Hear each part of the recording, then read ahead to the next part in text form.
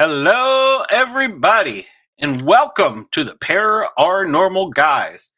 We're glad you're here. Hope everybody's doing well. Hope everybody had a safe week since last week. In case you missed our big announcement from last week, we announced that we were going to be on WDJY, which is 99.1 on your FM dial in Atlanta, Georgia. Well, that's great, but also got some more news. I managed to get on Radio Fairfax. And if you're not familiar with Radio Fairfax, it's located just outside of Washington, D.C. So that'll give us quite a much larger audience and a little bit more diversity. So you can tune to Radio Fairfax when we're on there, and I'll keep you updated on Tune In. And then I also got us on Radio Fairfax Channel 37, which is available in Falls Church, Fairfax County, Arlington, Loudoun, Leesburg, Stafford, and Fredericksburg, and Reston. You can find it on Comcast, Verizon, or Cox. I'll also announce those times. Now, that is audio only. It's not video. We're not TV stars yet. Stay tuned. I'm going to be contacting another radio station tonight and see if we can go into that market. So we are growing much larger and much quicker than we anticipated, but we are so glad that we are, and we couldn't do it without our fan support. Thank you all once again. Ladies and gentlemen, from coast to coast and around the world, you're listening to the Sportcat Show. That's right. It's the Sportcat Show. Well, I'm not alone tonight, although... Bring in Miss Dina. Almost.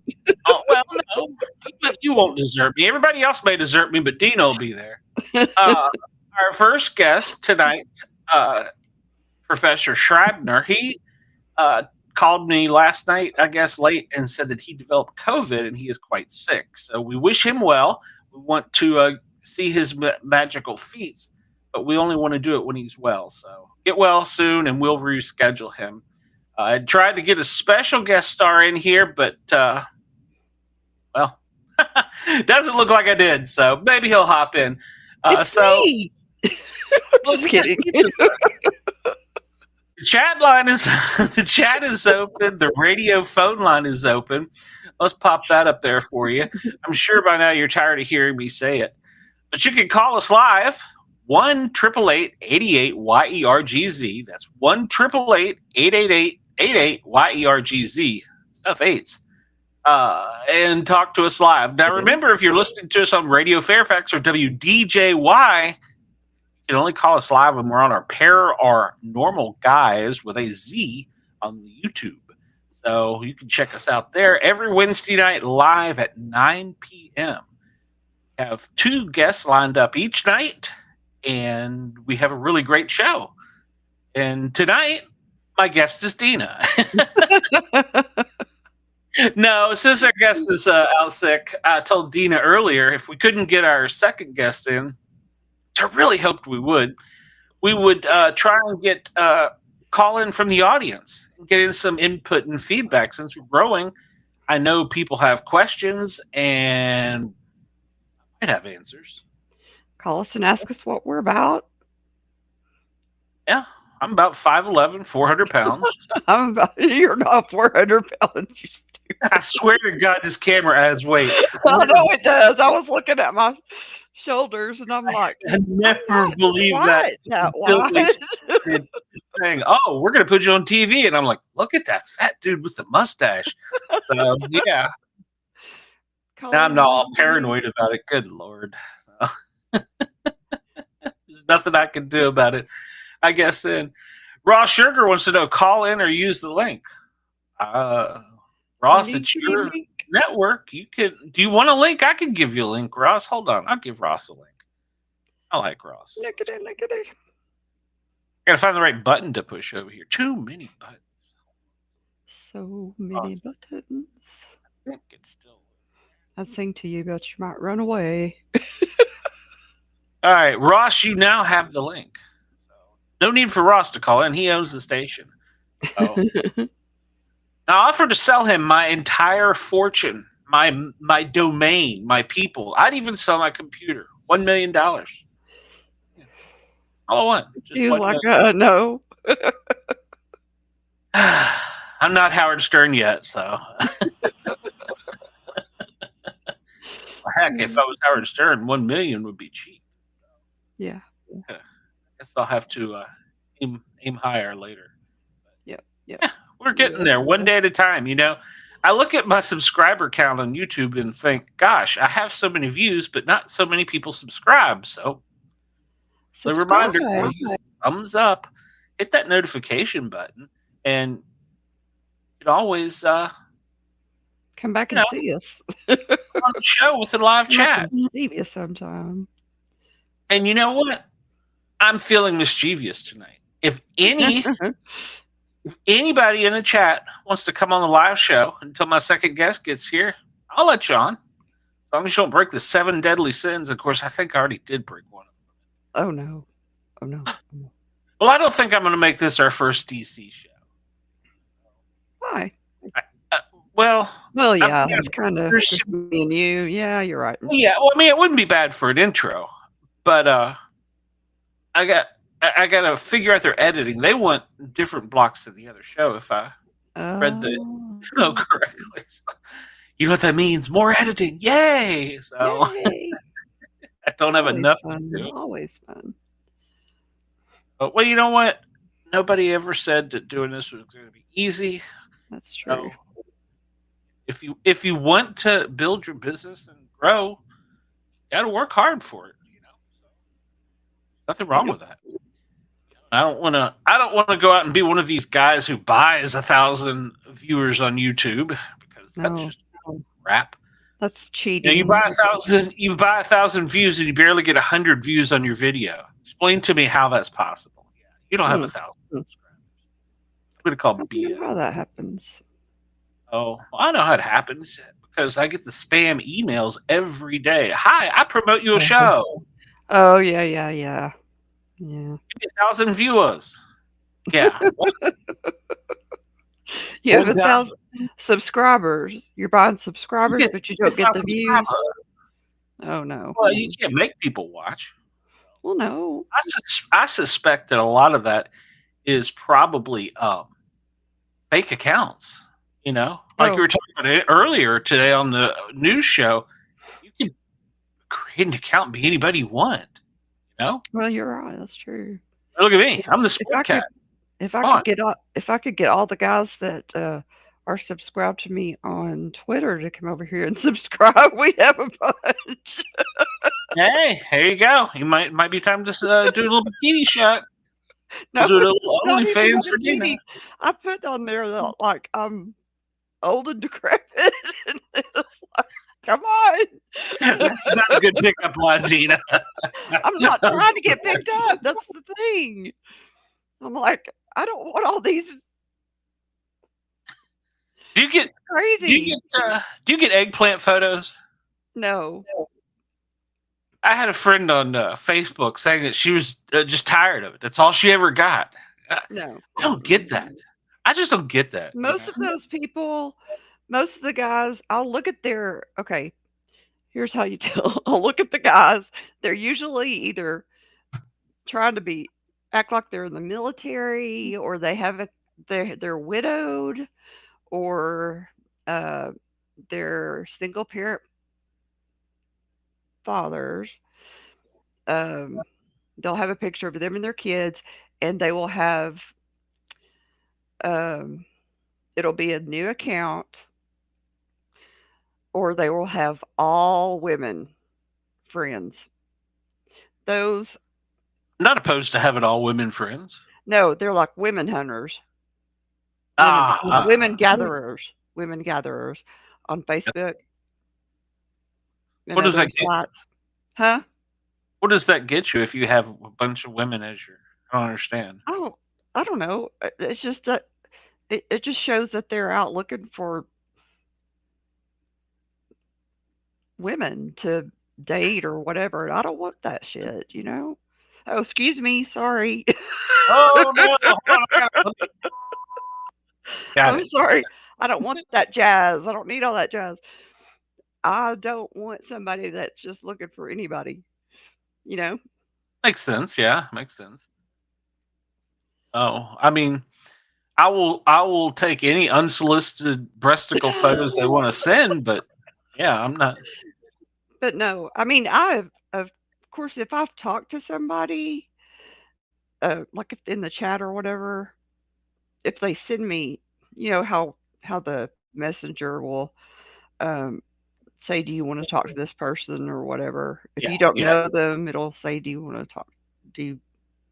It'll say you're Facebook friends, but you've never chatted with them or whatever. Do you want to talk to them? And if it's somebody I know or that I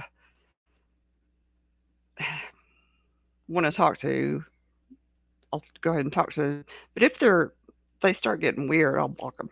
Just off. Yeah, I think I've only got 2 people blocked, maybe 3. No, I've got a lot. I'm not. I just removed. No, I'm just kidding. I have some blocked though. There was this one guy who was one of my cousin's ex-husband's friend, relative. I don't know. Anyway, sounds like a family stick story. Not ex-husband, but baby's. I don't know if they were married. Anyway, baby's father. But already confused. I don't know. Anyway, he was a preacher, and he slid into my DMs and started talking weird, and I was like, what? I was like, I thought we were going to be friends, just friends, period. And he was like, that's you. Well, and you know, it's funny. That's the exact way that the females will be. They'll be like, hey, and I'll be like, hey, and they'll be like, where are you from? And I'm like, oh, you're too stupid to read my profile. Bye. Yeah. Hey, there's a stranger. That's how it is on Twitter. Where are you from? How's everybody? What do you do? I'm good. I'm good. This real quick conversation. Oh, I heard. That's why I wanted to get on, because I know I can offer so much to this conversation. Oh my gosh! Well, see, I figured this will be the unedited ones. This one ain't gonna go anywhere. So, yeah, this is how they slide into your DMs, as Dina says, and like I said, I'll welcome it. Snapchat. Holy cow! If you want to see breasticles, that's the place to go, man. Just go there and have a public profile. Well, isn't that what Snapchat was designed for? Was because of the fact that you're not, the photos aren't kept for a long period of time? Yeah, it tells you if you save them or whatever. I've had chicks say, why'd you save that? Because I like to look at your breasticles. Why'd you send them? Yeah. Not rocket science. Jeez. Yeah. I told a guy last week that, my face is in my nudes, because I'm not ashamed of my body naked. Yeah. I want you to know that's me. I'm clear on that. There you go. I'll never eat a pepperoni pizza again that I don't think about your eyes. Yeah. I was just going to ask if that was you that saw that picture. No, it was all of us. We've all seen that. Yeah, you sent it to the group. We were going to put it on a mug, but... Oh, you got to. Yes. Oh, do you want us to do that? Oh, fuck yes. We love it. We love that picture. Okay, Warren will be happy to do that. Warren loves that photo. We love that picture. Okay, but what's Warren's agenda? Oh, no, he makes the cups and stuff. Yeah. He makes the cups. Okay. But he still thinks you're really hot. So. Yeah. Oh. Is he single and half my age? He has a I significant don't know what he. other. No, him and Brian are partners. Brian's Oh, okay. Okay. I didn't know. Okay. Forgive me for I have said. Oh, Warren said he keeps one next to his bed. Yeah, you need to put it on a tumbler so you can have your cocktail in it. On Yes, Misfit. exactly. Yeah. Did you see the one they did of me? Yes, I want it on a tumbler too. A Sportcat tumbler? Oh no. Hold on a minute. Let's see. I think I can figure out how to. I got to go to what I got to go. Look. Yeah. I don't even have a comment. I think our society should be like, what was that space movie? Space Rangers or it's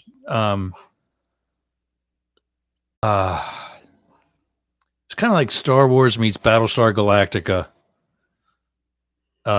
And there was a nude scene where the guys and the girl troopers, space troopers, they were showering together, and they were just like, another day at the office. Yeah. That's how we got to roll. I don't know. It'd be dangerous. You should see some of the men's locker rooms I've changed in. You think they're a gay frat party? Well, you're allowed in the locker room to be a little jocular. Is that the right terminology? Yeah. Use that kind of talk according to Donald Trump. No, I think he says they're very big, or what? I can't do it. It's locker room talk. All guys talk like that. That's true. Do. A lot of women do. You need to meet those women. You've met them, Glenn. Shut up. I have? Hell yeah. You need to talk. See, my it's not gaydar or womandar. I don't know. Whatever it is incredibly off because I never know if a woman's hitting on me or not. I always just men are oblivious to that. Yeah. Yeah, this is how much my crew loves me. Oh, that's the tumbler they made of me. That's going to be for sale if anybody wants one. That's awesome. You look like Guy Smiley. You look like Guy Smiley with a mustache. So funny. Well, you know what? I thought you know how they put those Jesus candles? I thought you could get the candle and put it in there and have your little Sportcat shrine. That would be funny. And they asked me, I said, "Were you naked?" I was like, "No, it's at the beach." Oh, we wondered why you had your shirt off. Sexy and none of the Misfits. Just another Saturday night at the Misfits. Right. I'm kind of a big deal. Perhaps you've heard of me. So wants to be on the other side. Sportcat, I'm kind of a big deal. Perhaps that's going to be my new slogan. I'm kind of a big deal. You might have heard of me. Couldn't get him to quit saying that the other night. I got a hair on my face. Well, when we go live February 14th and 21st in Northern Virginia, so I'm kind of excited about that. Cool. Yeah, she wants me by the 12th. Oh, quicker than me. Atlanta does. No, Atlanta does. Oh, okay. That's there for you. You're the 8th or something, right? Yeah. I'm this Friday, Saturday, Sunday in Atlanta. Yeah. Yeah.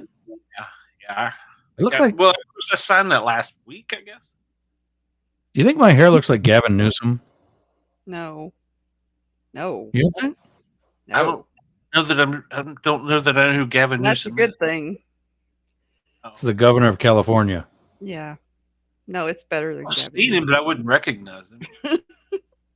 He grabbed my ass at a New Year's Eve party. Yeah. When I lived out there, it was 2000 New Year's Eve 2006 going into 2007. So everybody and their brother was having a 007 party. Because the year was going to be 007. Yeah. So I dressed up in a tuxedo, and his one assistant was a girlfriend of mine, as in like female acquaintance. Mm-hmm. And she dressed up in like a kind of almost like a flapper dress, like she was a Bond girl. and she introduced me to him while he was a celebrity bartender at some hotel party or some shit, and he smacked me in the ass. Oh. Hey, nice to meet you. Smacked me in the ass. I was like, get the fuck out of my bar unless you're buying. Hey. Yeah, Ross, that's the next adventure we ought to open. We ought to open a bar. Yeah. I almost had, that's what I moved to Tampa for. I was buying a hotel in the St. Pete area in a small town called Gulfport. And at the very last minute, it fell through, and I needed a place to live because I was going to live at the hotel. Yeah. So I found this place, like that one, also on the water, and kind of just as good as anything else. I'm certainly not disappointed. That's good. I don't have the other camera on. I'd show you what the whole studio looks like. Yeah. This is Studio Yergs. Nice. Up the Howard Stern building.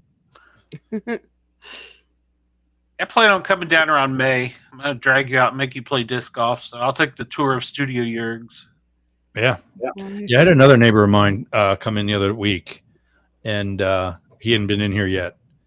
He came in and looked around, looked at it. He just walks in the door and goes, "Oh wow, you're serious?" And I'm like, "Yeah." See, that's why I can't figure out why they want me on TV. I'm just a guy in a microphone, pretty much. Because you're just a guy. I've always liked the. It's hard for me to listen to a podcast like ours. Another one I listened to tonight. There's one who's also down here in Tampa that I'm actually interested in. But excuse me. Sorry. Anybody that takes like that whole Howard Stern, I'm a celebrity, listen to my life type of story, you either have to, one, be Howard Stern to have a reason for us to be interested in the first place, or you have got to be crazy interesting. Yeah. Otherwise, nobody's staying. And this one guy down here in Tampa, actually, he kind of has like his own whack pack. Yeah, it's kind of what it reminds me of. And they're on the website. They got their own section of the website. This crazy neighbor and this guy whose wife finally lets him out to come over, and all kinds of shit like that. It's he's got his own vanity phone number. One is an 800 vanity phone number, 1-877 or 855, something like that. One of those. His guy's name is Drew, and so the last four numbers spell DREW. Oh, nice. And so yeah, and there's another one I'm working on for the LGBT station that I've actually found. I don't want to say it because I don't want anybody hearing what it's going to be, and but that'll have a number too. Cool. So I missed it. Who's the guest at Who's Sick tonight? Professor Schreibner. He is a kind of a magician historian. He does like old type tricks, and he was going to give us a little show while we're on. But he messaged me last night and said that he tested positive for COVID. He felt like crap, and I was like, "Dude, get well. Don't worry. The show will be here." Yeah. I've had that 3 times now, at least. That I know of, yeah. And there are other times. One thing I'll say about it is that regardless of the strains I've had, and I've had Delta too, which was supposedly, no, Delta was the weak one. I think Omicron was the one that was the increasing deaths again, yeah. And I am, there might be side effects for a percentage of people and whatever else. But I kept up with the shots. I had Moderna, and the first time I had it, I thought I was going to die. I stood with my back up against the wall in my bathroom and looked straight into the vanity. And shirtless, I could count beats per minute just by looking in the mirror. Wow. And that's what my blood pressure was like. Second time I had it, I was here in Tampa, kind of a little rough, not too bad. Third time I had it, wasn't even a cold. I just basically tested positive, and that was pretty much it. So there's the long effort or history or whatever you want to call it of developing like a herd immunity. I think that's logical. Mm-hmm. And I also think that, I know there were times also, I think the flu shot saved my life because I have some serious, as you just heard a moment ago, respiratory issues.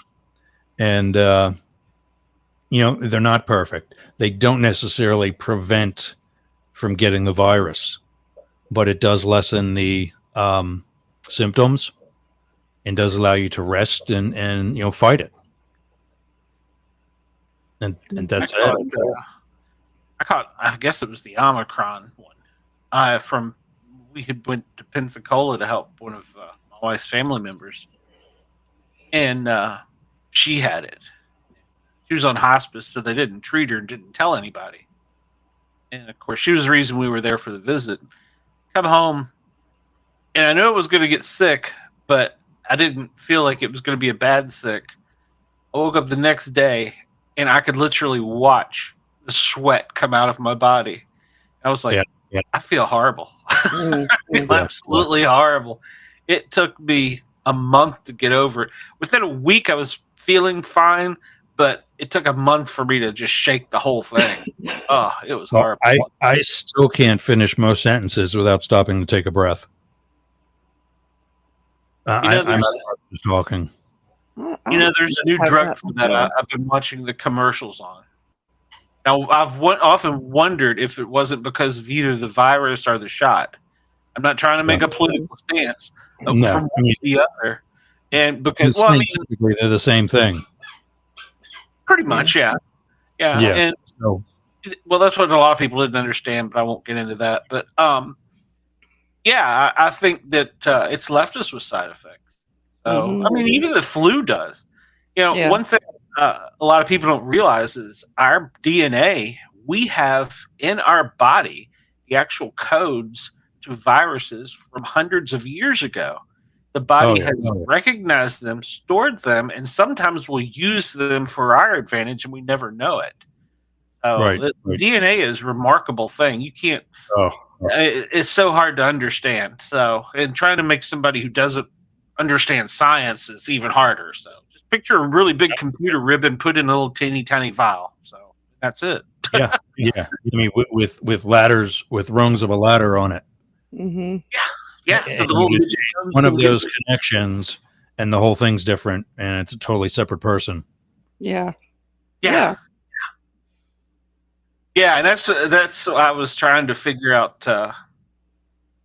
Well, I guess I can announce it. We're gonna have another grandbaby. It's gonna be a boy.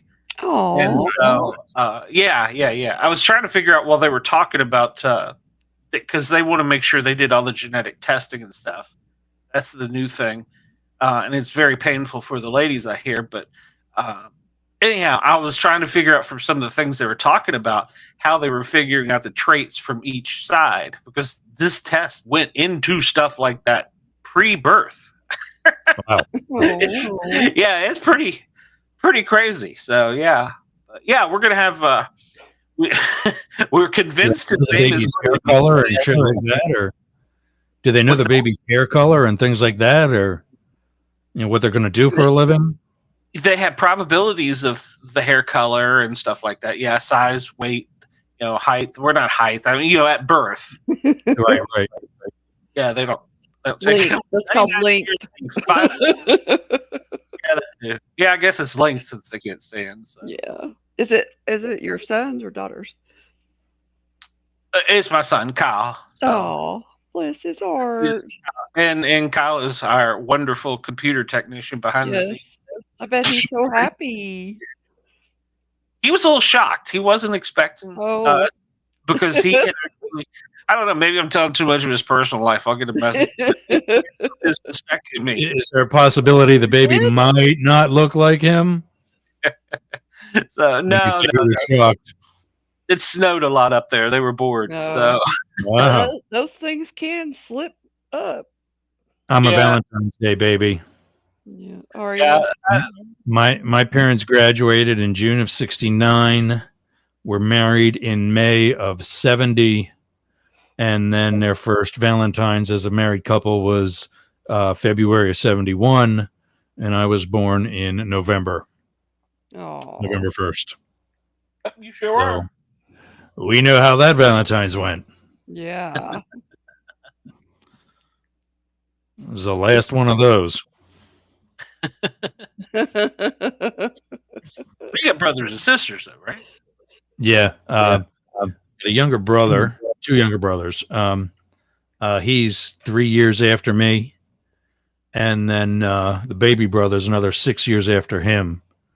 And with, us being from Pennsylvania and the 3 Mile Island reactor happening in 79 and him being born in 80, we tell him he was a nuclear accident.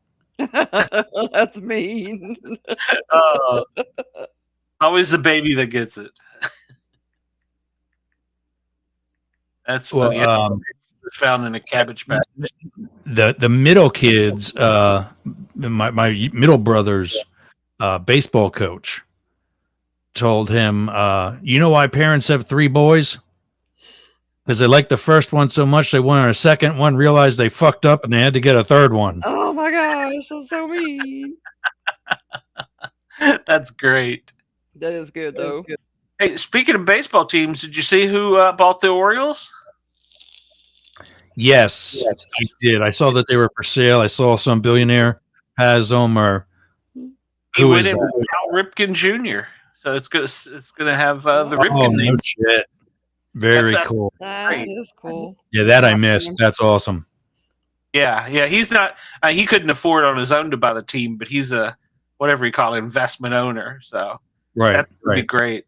And his son, last I heard, Cal's son was playing, but I don't know how well. So I don't know how many generations they could keep it up, but that's just great that the Ripken family has got a big stake in the Orioles. How long did Senior go? Oh Lord, a long time. I don't even know. I mean, it was when I first was starting to watch baseball, and then he went on into coaching right after that. He was like his entire life around it. So yeah. Of course, we know Iron Man Cal. Yeah, we watched the night he broke that record. That was fun. It was a fun night. I know. I did too. Yeah. I was. They aired it in. Actually, I think they aired it in a national game. Yeah, I think it was. Yeah, you can't miss that. Larry, what was his name? I knew I had met. I don't know him, but I met the guy who worked home plate for that game.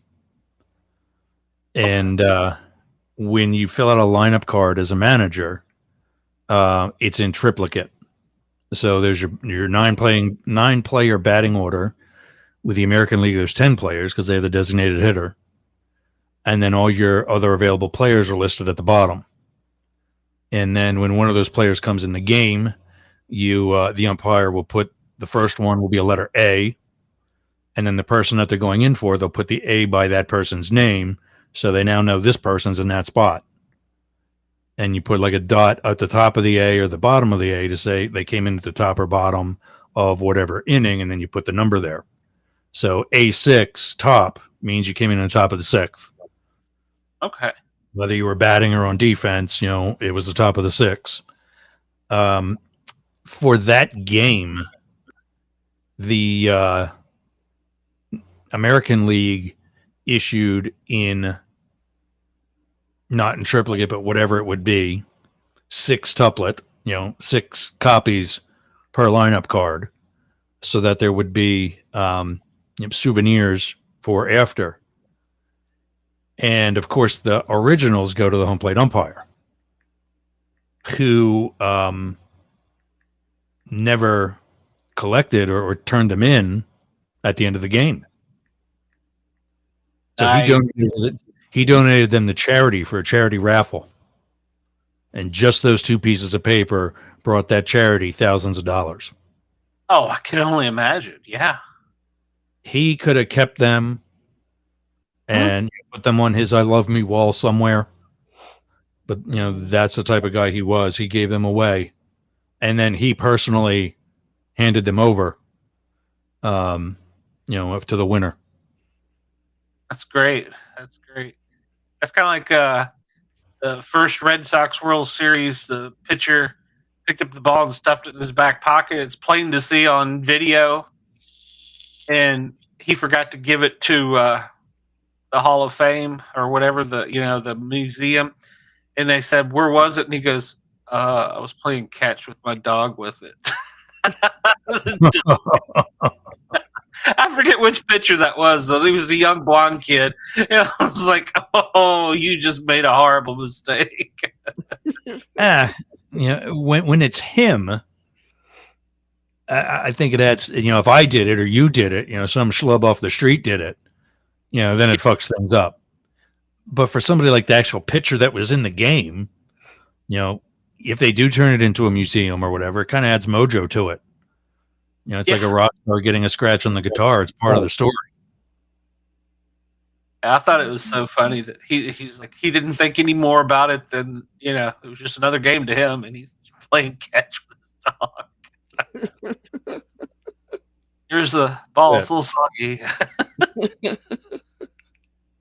I had speaking of baseball, it's God, how many days away is it? I meant to look. I used to go to Braves spring training when they were in Orlando, and it's always a good show. It was a Disney thing, and so it was always nice.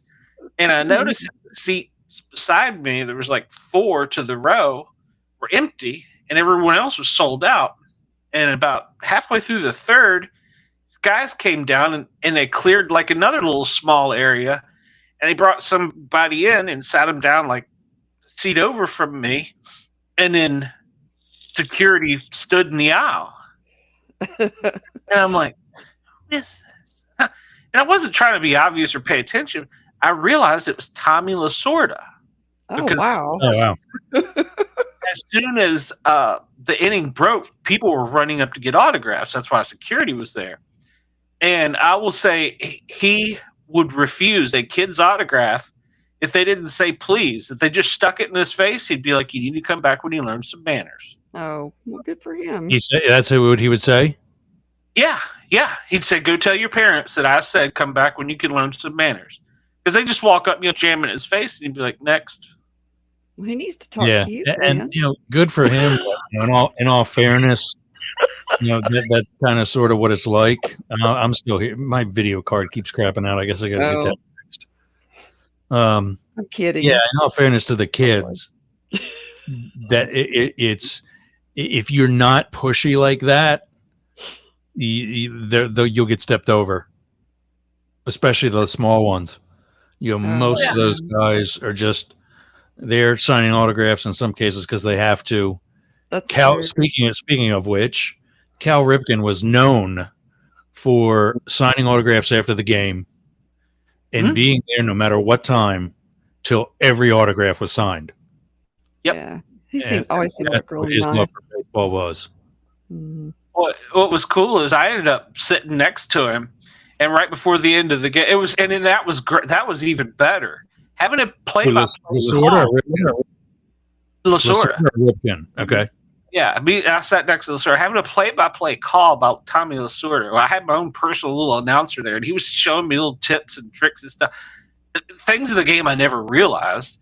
And so that was cool. And right before the end of it, I was like, "Sir, I'm really sorry, but I had this baseball. I was going to get some of the Braves to autograph because it was the Atlanta Braves baseball." I said, "But personally, since I sat with you during the game, I'd rather have you autograph it if you don't mind." I said, "I really kind of hate to ask you since you've been bothered for so long."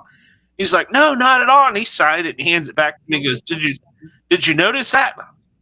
He goes, "Yeah, I just added an extra $250 to your eBay." And I looked at it. And he said, "Yeah, I put HOF behind it." And I still didn't get it. I was like, "What's that mean?" He goes, "I'm a Hall of Fame." Oh. He Because yeah, for your eBay, I just give you an extra $250. I'm like, dude, this is never going to go on eBay. In fact, it's still sitting on a shelf right up there. Nice. Yeah, I'll never do that. Hey, our second guest just hopped in. Go ahead. And that's, those guys know their worth. I was working Bill Clinton one visit in San Francisco. There were guys that met us at whatever San Francisco airport has, whether the company is, whether it's Signature or Millionaire or whatever the NetJets, whatever the private flight based operation place is. They met us there. The California Highway Patrol shoot him away. We load him up and get him in the motorcade and get him from airport up the peninsula into the city to the hotel, to the Fairmont Hotel, with a California Highway Patrol and then San Francisco PD escort. Those kids beat us to the Fairmont Hotel. Dang. They're waiting for us in the parking garage. That's crazy. Same kid. That's funny. And Bill, when he, obviously he loves people in general. You're a Republican, he loves you too. And he knows. He goes, "How much am I worth today, fellas?" Knowing that they're taking that on eBay. Yeah. Yeah. I'm going to add our second guest in, Mike Eback. He is joining us for another podcast. Hello. Hey. We greeted him a little early there. So, Mike, tell us a little bit about yourself. Jump in the conversation. This is Dina, and this is Ross Bergs. He's the radio station owner. He copped in here since he knew we were going to be lonely and decided to grace us with his beauty. So, it's good to meet you all. I was supposed to be on Corey's tonight. Oh, you better get.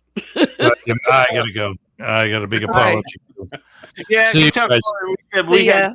So, see you, Ross. See you guys. See you later. I barely said 2 words, and I already offended him enough to. No. We were gabbing, and he forgot he was supposed to be on another podcast. Sure. Hey, I get it. Those schedules can get pretty crazy. But thank you for the introduction. I'm Michael Eback. I am one of the hosts on the improv comedy podcast M&A's Excellent Adventures. I've been doing the rounds for guesting right now on a few different shows. And when this Glenn reached out to me and said, offered me a guest spot, and I checked it out and I thought that it'd be a good fit. So I'm very, very excited to be here. Glad to have you. Oh, welcome. We're glad you're here. And thank you for coming in earlier. My first guest, he has COVID. So I was like, and I was like, no. The show will still be there. Go take care of yourself. Yeah, absolutely. Much more important in a silly podcast, Not that I'm kind of a big deal. No. I've been telling everybody I'm kind of a big deal. You might know me. Now, we've been growing a little faster than I anticipated. We're on WDJY in Atlanta, and I just got a contract to go on Radio Fairfax outside of Washington, D.C., and so we're going to be in the Washington, D.C. market, and then they added us to a cable channel. I'm not really clear how that works. I guess we're just the background for when you hit the guide button or something. But sure, that's pretty cool, though. I don't even know what it is, to be honest with you. So I was kind of excited. We had grown so fast, and the lady today told me, she goes, "You're going to be ready for TV soon?" And I said, "Have you seen me? I'm like 5'11", 400 pounds. There's no chance in hell that I'll work on TV." He was like, "No, we're not ready." And I was like, "No, we're not ready." And last night I said, "Let's do it." Yeah. It doesn't matter if we're ready, whatever. That's right. And the lady was like, "Y'all are ready. Y'all are ready." Yeah, you can do it. Like, I look like a young Jeremy. Come on, there's no chance.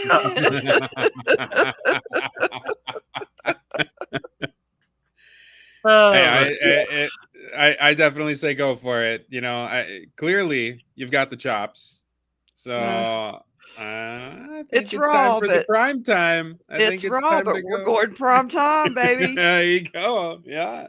Let's jump in there. A guy with a mic that likes to talk a lot, so kind of a big deal too. So okay, yeah.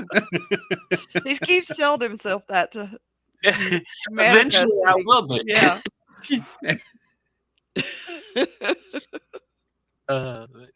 So your show, you do your own show. You do your own comedy, or you invite comedians in, or what's the deal? Yeah, so it's myself, and then I have a. I'm just wanting to let the audience know.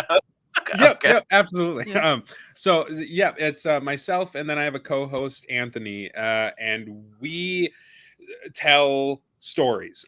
We tell improv stories every single week. We go back and forth. One of us will bring a premise and a character or a couple characters, and the other person has no idea of any of this information. And then once we've got the setup for the story, we just improvise the rest of it. So it's really fun. It's chaotic sometimes, but we just released episode 106. So 106 episodes in, and we have episode 107 is actually a huge one. We have 8 guests on the show, and we had AI actually write the story for us with like a screenplay, and all of us have parts in there, but not a single one of us actually read what the story was before recording. So all of us went in blind. It was a blast. And yeah, we've invited comedians on before, and different podcasters, just to add some more energy to it, and everybody always just has a lot of fun, and we just tell some silly stories. That sounds awesome. Cool. Sounds like what you're trying to do to me Saturday, Dina. Yes, it's close. We're going to do it in one word, though. We're going to like make a sentence. We're going to go around, and everybody says one word, and make the sentence. It's absolutely hilarious. My daughter and my mom and I used to play this game where we would do it. And sometimes my brother and my sister-in-law would join in, and other people in the family, my granny, when she was alive. But we'd sit out on the front porch and just laugh till we couldn't breathe. But it was so fun. And it was just like that. It would just go off the wall because, you could make it go anywhere and just do it until, somebody would end it. Yeah, was crazy. Yeah, absolutely. I've played it a couple times, and I was always one of the people who would kind of throw in some curveballs and maybe try to derail the story into some different direction a bit. But that's always that's super fun. I love those. It is. Yeah, Glenn apparently has never played it. Never played it. Yeah, I'm going to be herding the cats and trying to keep it FM radio appropriate. So. It doesn't have to be. Did I? Oh, I didn't know if I. No, you're fine. You're good. We were going to do top of the hour. We'll switch over to normal. So, but no, it's fine. You didn't. No, he's never played it and doesn't really know what to expect. But I think it'll be fun. Sure. Okay. Yeah, I can't wait. I know I'm going to say something stupid. Usually my role is I'm the stupid. Yeah. One of the guys that come on our show frequently, he would always have a different name. You know how you type your name in at the bottom of the screen there. And I would reading it, and I'd be like reading it 4 or 5 times. Everybody's dying laughing. Like, what? What? I don't get it. So yeah. Yeah. That's awesome. Yeah, he was Dixon Cider one. Yes. What was another one that I got that one pretty quick? Dixon Cider. That's what his name was. Yeah. Oh. It's Dixon Cider. Cider. Oh. Cider. That's DIXL and CIDER. When you say it fast, it's kind of like. Oh yeah. Oh yeah. I love it. Yeah, it was definitely. They do that to me every Saturday. Hugh Janus That's a classic. Yeah. Oh yeah, that's a good one. Yeah, we get to where I would be like, all right, somebody else is going to read this. I'm not trying. Not even Yeah, it's pretty good. Oh yeah, they used to goof me. So I'm usually the slow one. Well, Dina and I were talking earlier, and we're talking about women when they hit on you and stuff. And she's like, "Yes, they have. You're just oblivious." I'm like, "What? What are you talking about?" I said men are oblivious. I said, you knew women who talked locker room talk. I must have never met them. No, I told you know who they are. Listen, Dina, it's really you. Jeez. Yeah, so crazy person. Well, do what? Crazy so, person. I am absolutely. So, Mike, when you started this out, was there somebody you aspired to when you wanted to do the show, or was this just an idea you and your buddies came up with, or how did that go? Yeah, so I've been a big fan of there's a podcast network called the Headgum Network, and they have a show on there called Review that's ran by a couple friends of mine, and they do improv comedy in a different way. They take online reviews of different products, and then they'll do improv bits around those reviews, and it's so funny.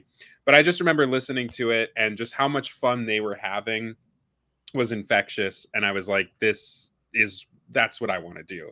But I don't want to copy them, so I took a couple days and sat and mulled it over, and it actually all came together when the tagline came first. So in every single episode, our whole thing before we get into the story is we do this build up, and sometimes there's a bunch of rhyming where it's like our guests are screaming and all this kind of stuff.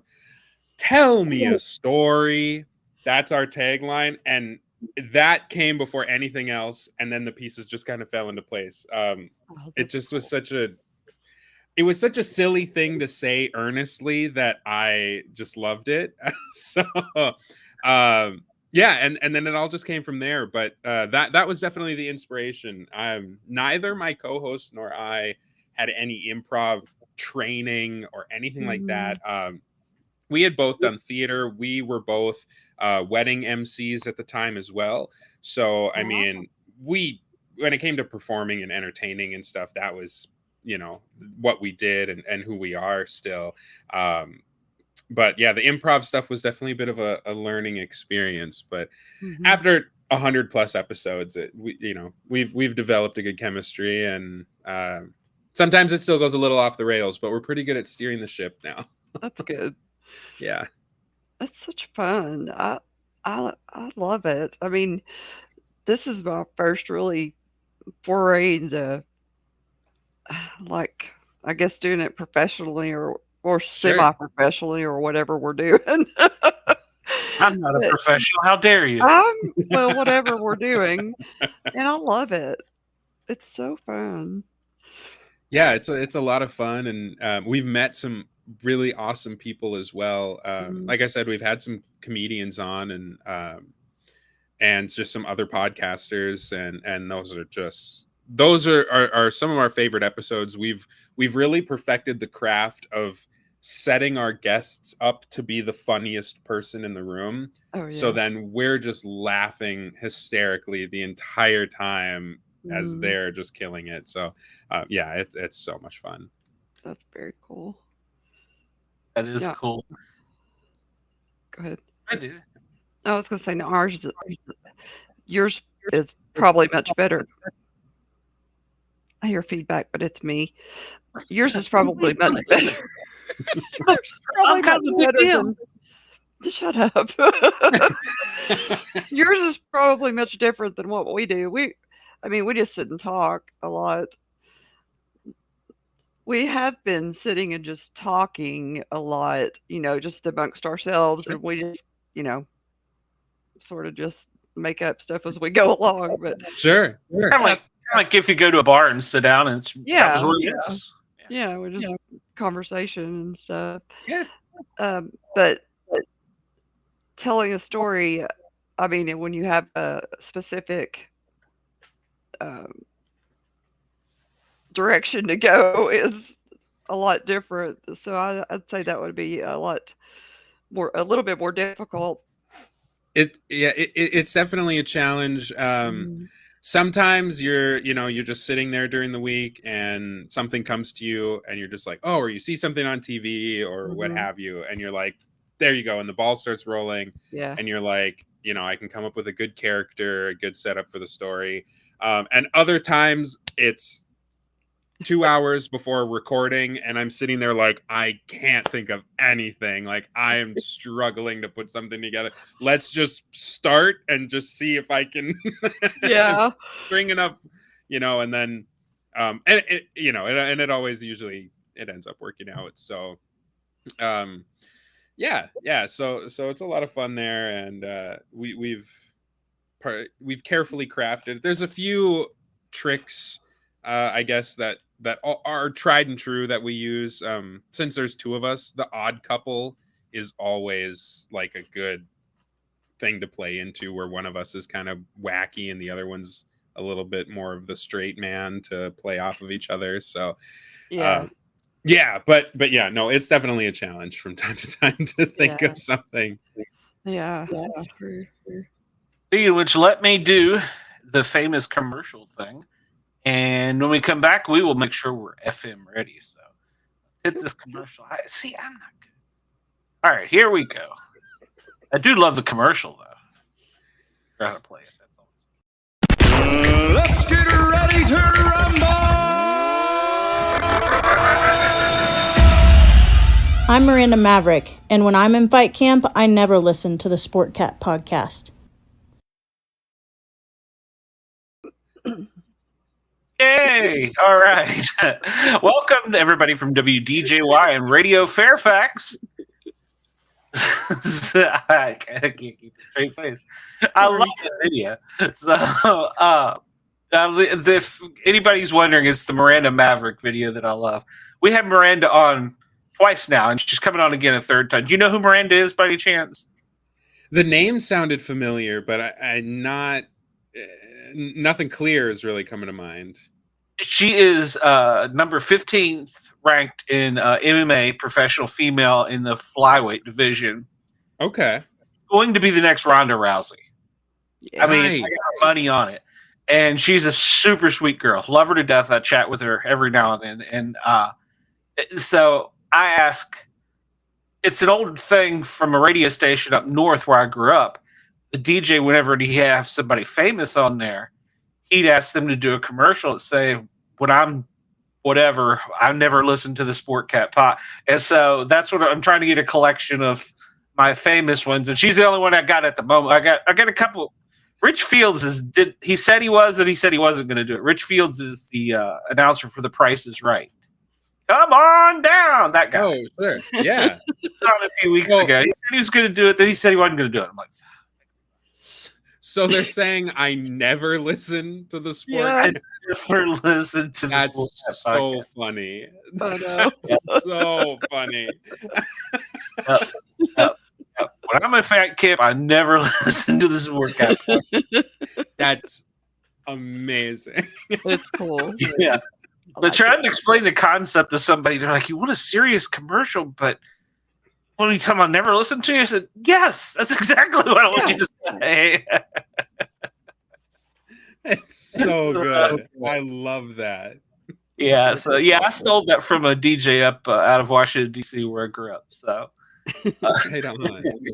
Radio Fairfax listeners, I'll play it for you later, and you'll know instantly where I got the idea from. Yeah, it was just a thing that come to me. So just love it. Rolled with it. So yeah, and I have found sometimes I will be super stressed out, an hour before the show, and I'm like, what am I going to say? What am I going to do? Have I got the cats lined up? Or somebody will get sick, or whatever, and I get all super stressed out about it. But I'm learning more as I go along. You know what? Sometimes some of the best stuff comes from when just off the cuff, Oh Yeah. yeah. Oh, and I used to I still get super stressed, but I used to just be like all uptight about it. And now I'm just telling them, like, just show up. That's all I want. So. Mhm. Facebook user says they never listen either. Yay. Anonymous Right friend. on. They are just Thanks. exactly where we need them to be. Exactly. Facebook. Get over on YouTube. I need to like, follow, and share. So. That, I'm 100% with you there. I read something. It's your daughter. Oh, that's Oh, she never you listens. lie. You do listen. I just lost my whole train of thought there. What the hell were we talking about? When I saw that, I thought, for some reason, when I was looking at it, I saw It's Your Daughter, and I was like, my daughters are 2 and almost 1. There's no way. It could have been my daughter, but she knows she doesn't listen. None of my kids listen. Well, they claim that I have this fake voice I put on when I'm on the radio. I don't see it personally, but claim only when you do the station break thing. In WDJY, Yes, 99 FM dial. Hey, you sound the same to me as you've always sounded. So I talk louder because I'm deaf and I can't hear myself, I guess. So. Well, there you go. Too many years around fire trucks and jet engines, so that'll do it. That was my full-time career. When I started out doing this, I started in 2015, and I literally started with one of those little Sony digital recorders, and then bringing it over and editing that out and all this. And I just wanted to do a show about comic books. That's all I wanted to do, was just a show about comic books. And so I did like 5 episodes or something. It was just me talking about comic books. And then I just kind of faded away, didn't do it for a while. And a couple people encouraged me. I tried it again. And this time I did, I had the mic and set up and everything. I just did a regular old show. And I just kind of faded away. I think I did 2 or 3 episodes and I kind of stopped. It wasn't until later a friend approached me and he said, well, let's try and do it. And by this time, things were more settled in my life. I had young kids earlier, so that makes it much more complicated. And so I was like into the paranormal that time, but I was the Bigfoot guy. And I said, well, how about we have a show where one person believes everything that comes out of the person we're interviewing's mouth, and the other one's like, oh, heck no. There's something wrong with you. You're sick in the head if you believe there's a magical monkey in the woods, or whatever the topic may be, And then, so I started watching all these shows, and I've noticed there's like a round of people that go round to talk almost on every show. That's great, but I want to be different.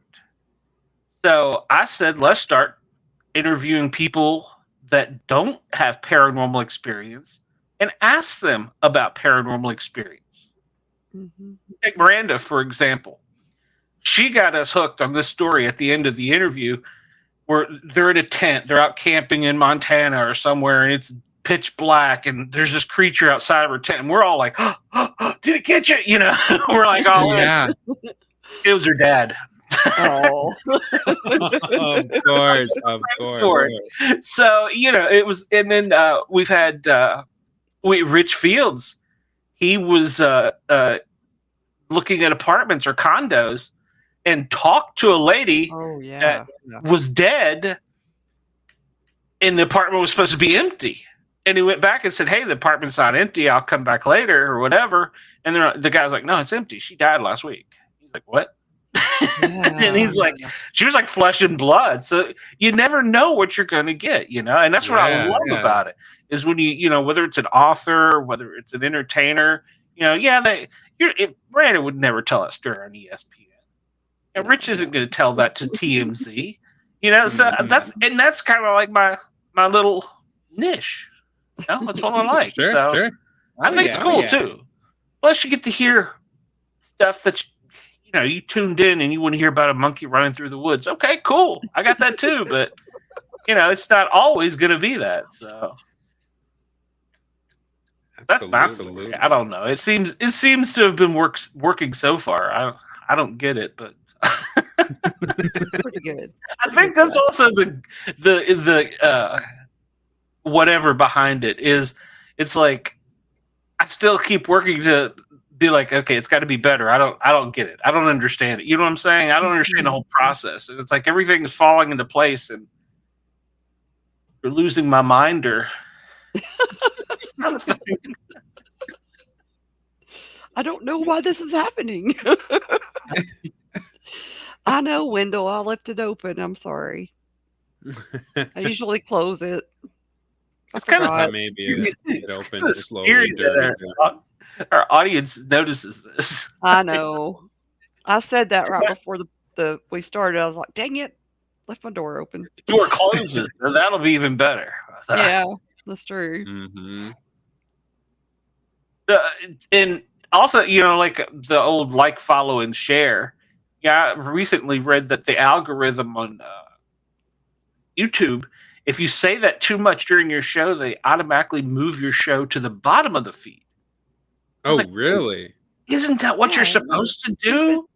So, so how do you're trying to grow and gain listeners, but the companies hosting your show are against you. So yeah, it's tough to fight those algorithms and to kind of work that system. It's especially when the system is changing so frequently that to stay on top of it, to not only try to catch up to it and also keep up with it at the same time. Like it's a struggle, but gotta work that algorithm to get those clicks, right? Yeah.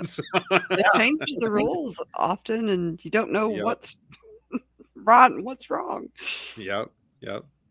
Do you all do a lot of other shorts or reels or TikToks? Not yet. Well, so every episode that we do, we will this is more recently, but we'll find a really funny part of it, or we'll almost make like a short that's sort of like a trailer for it. But we'll use that in our promotional cycle for each episode. So yeah, we do that on TikTok and everything, but we haven't started actually filming any sketches. We've gotten a few written down and some scripts and some ideas. But where I'm from, it is horrendously cold usually at this time of year. And we also both have really busy schedules. So sometimes even finding time to record the podcast is difficult enough. So it's definitely something we really want to do. It's just finding the time and kind of putting it together. Okay, so you just do this as a hobby then? I mean, it's like on the side.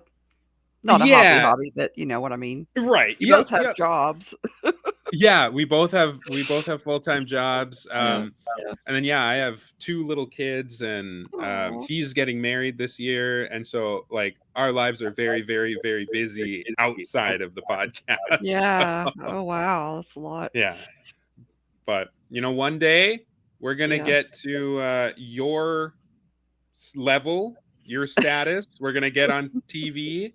We're gonna get on the radios, and then we're set. Then we're good. Yeah. Then we have nothing. We can just kick back and rake it in. And it'll happen. I don't know how, but it'll happen. I'm still trying to figure out the house. Yeah.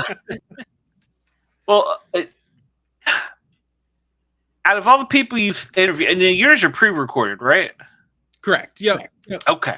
So, out of all of yours, who have you found, comedian-wise, that you liked the most or played well the most, that was entertaining, I guess, to have on? Not just voice. Sure. It's tough to say. We've had a lot of guests that are very charismatic, and we always have a lot of fun with them. Some that stick out, and it's not necessarily on the guest, just the way that it played out. Bob Buell, who's a good friend of mine, he has a podcast called 99 Questions, and I think the most charismatic person I've ever met in my life. Like, just so casually charming. Just so I mean, he was just immediately a natural fit.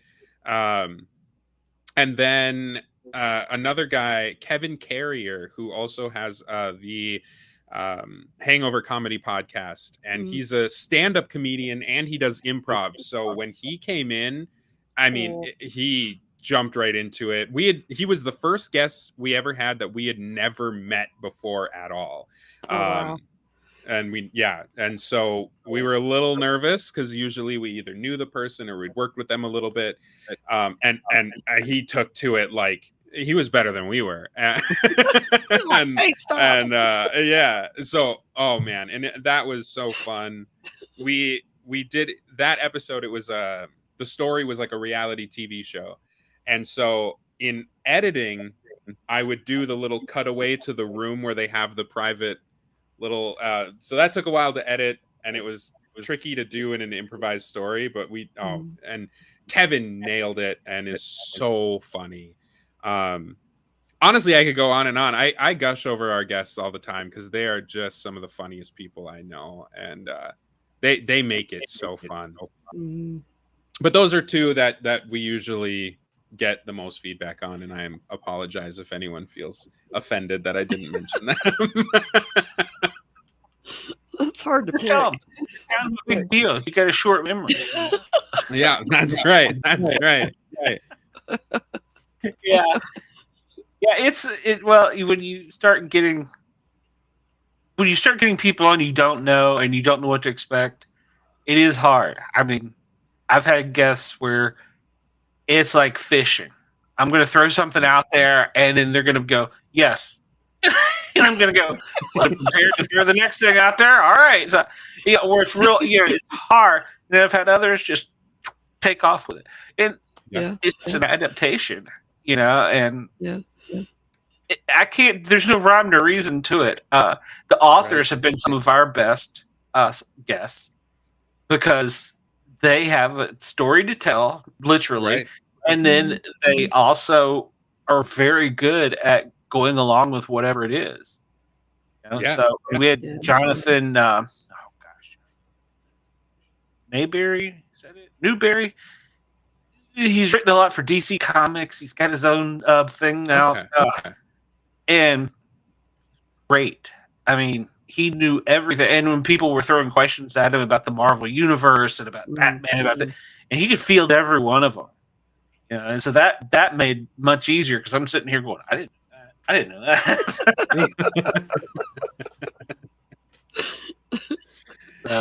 Yeah, absolutely. And we thankfully we haven't really had any guests that weren't super fun to work with. The only time that things got a little awkward was so Zoom, which is what we usually record over with guests, doesn't really do my co-host and I any favors in regards to I'm mixed, I'm part black, and my co-host is Mexican. We do not look like it over Zoom. And I made a joke about Anthony, my co-host, being like a Mexican Santa, and the guests we had on, it got very awkward because they were like, are we pretending to be different races? And I was like, no. But there was I had to edit it down. There was a good like 30 seconds of silence because it was like they did not get it. Once I explained it, it was fine and it was very funny. But that was like the only time where it was like, what is going on right now? That would be awkward. Yeah. The train just halted, and I was like, I don't know, where's the miscommunication? So now a lot of times with guests, we'll preface that. We'll be like, just in case anything comes up, this is the situation. So like, it's all right. Oh my gosh. You're racist and it's just hang up. Right. Just like areas too. yeah. But I'm like, it is not that kind of podcast. We're we're not trying to bring you on and then drag you down or anything. We're good. We're good. It's great. Yeah. Well, yeah. Sometimes your little inside jokes they don't. Yeah. Yeah, they don't translate over. Yep. Oh yeah. 100%. Yep. I get it. Yeah. Yeah. So, because like I said, I'm kind of a big dad. I just started saying that recently because Dina was messing with me the other night, and so nobody else goes. He kind of thinks a lot of himself. If you really knew me, I'd be like, no, not me. And it's also, you have to put on this. Well, I don't want to call it like you're bipolar, but you have to also kind of put on a little bit different personality because you're a performer, Oh, yeah. And people tuned into this hour to listen to you. They want to know what you're doing. So you gotta kind of. Yeah, it's definitely just taking your personality and just cranking the volume up. Right. Yeah. Put a little flourish on it. Right. Exactly. Right. Dina, the hot mom, So. Yeah. The most sexually harassed hot mom on radio, I might add. So yeah, by me. So, I don't know. I don't know if that's a claim to fame that you want, but there you go. All right. Yeah. Earlier, I asked her if she got a lot of eggplant pictures, and she's like, "No." No, I didn't. I said no. Thank goodness. I will put her email address out there for you, ladies and gentlemen. I cut that. There you go.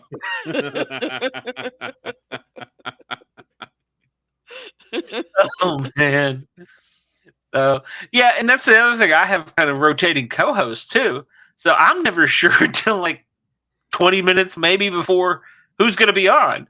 And I know if I've got ex co-hosts come on, I could kind of lay back and let him or her do more of the questions. Or if I got this one come on, I'm going to be doing more. Yeah.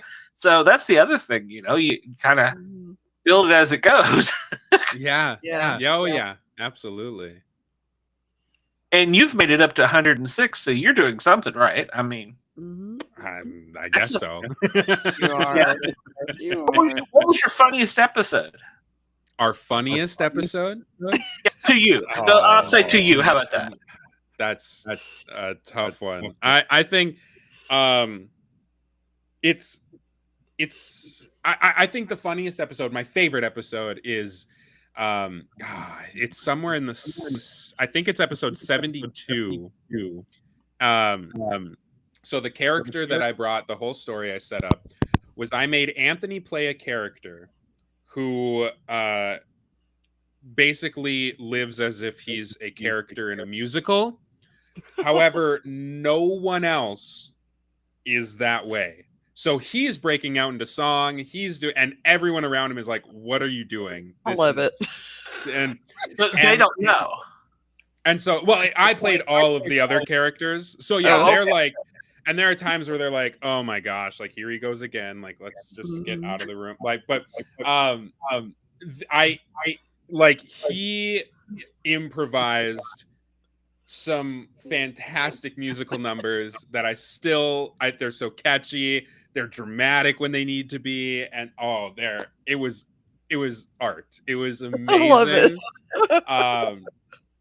And that is one of the episodes I'm like, if you're gonna jump into our show, that's like us at our best of just improvising musical numbers and all this.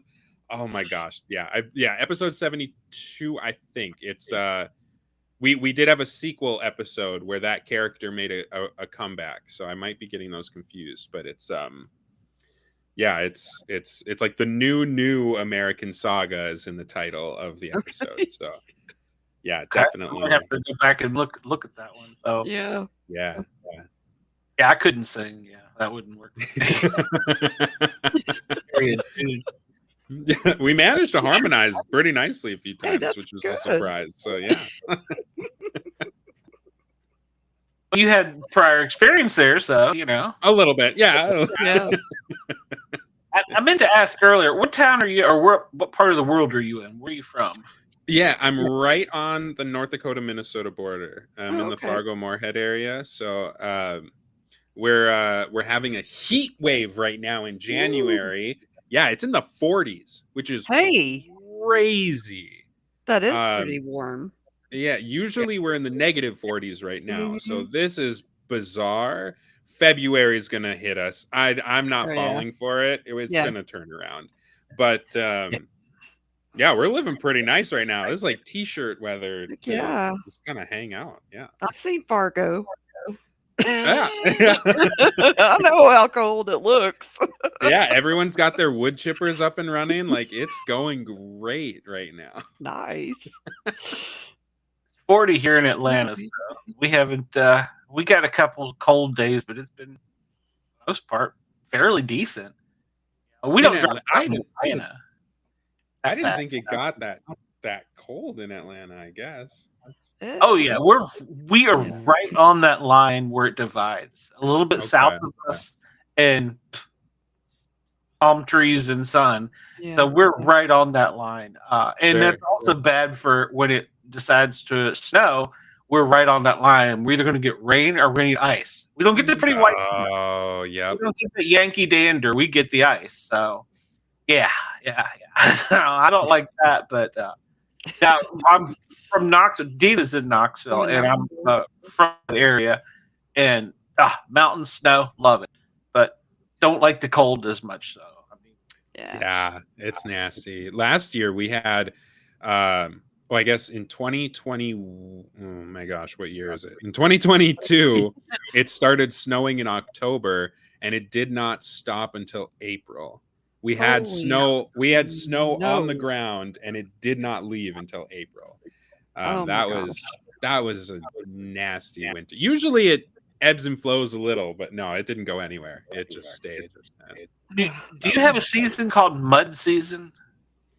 I guess we don't call it. It's winter season and construction season are usually what our two seasons are. Because everything falls in. My son moved to Vermont, and right after it starts warming up and all the snow melts and starts coming down from the mountain, they call it mud season.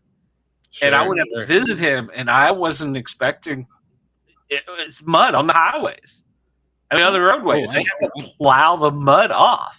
And it's literally it's like slimy mud. And I'm like, couldn't live like this. And then he's already got like 6 feet of snow. I'm like, what? Why do you move here?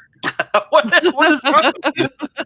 Yeah, that's crazy. I mean, we have, I mean, it gets slushy and gross and stuff, but I mean, Fargo is just flat. There's like no land elevation. So, there's nothing to slide around or to come down any mountains or anything. It just kind of sits. It's just kind of there. It's just kind of there. Yeah. Yeah, he's at the base. I guess it's the Green Mountains up the top there. Sure. Yeah, I think it's Green Mountains. As much mud comes down, it seems his mountains be getting smaller and smaller.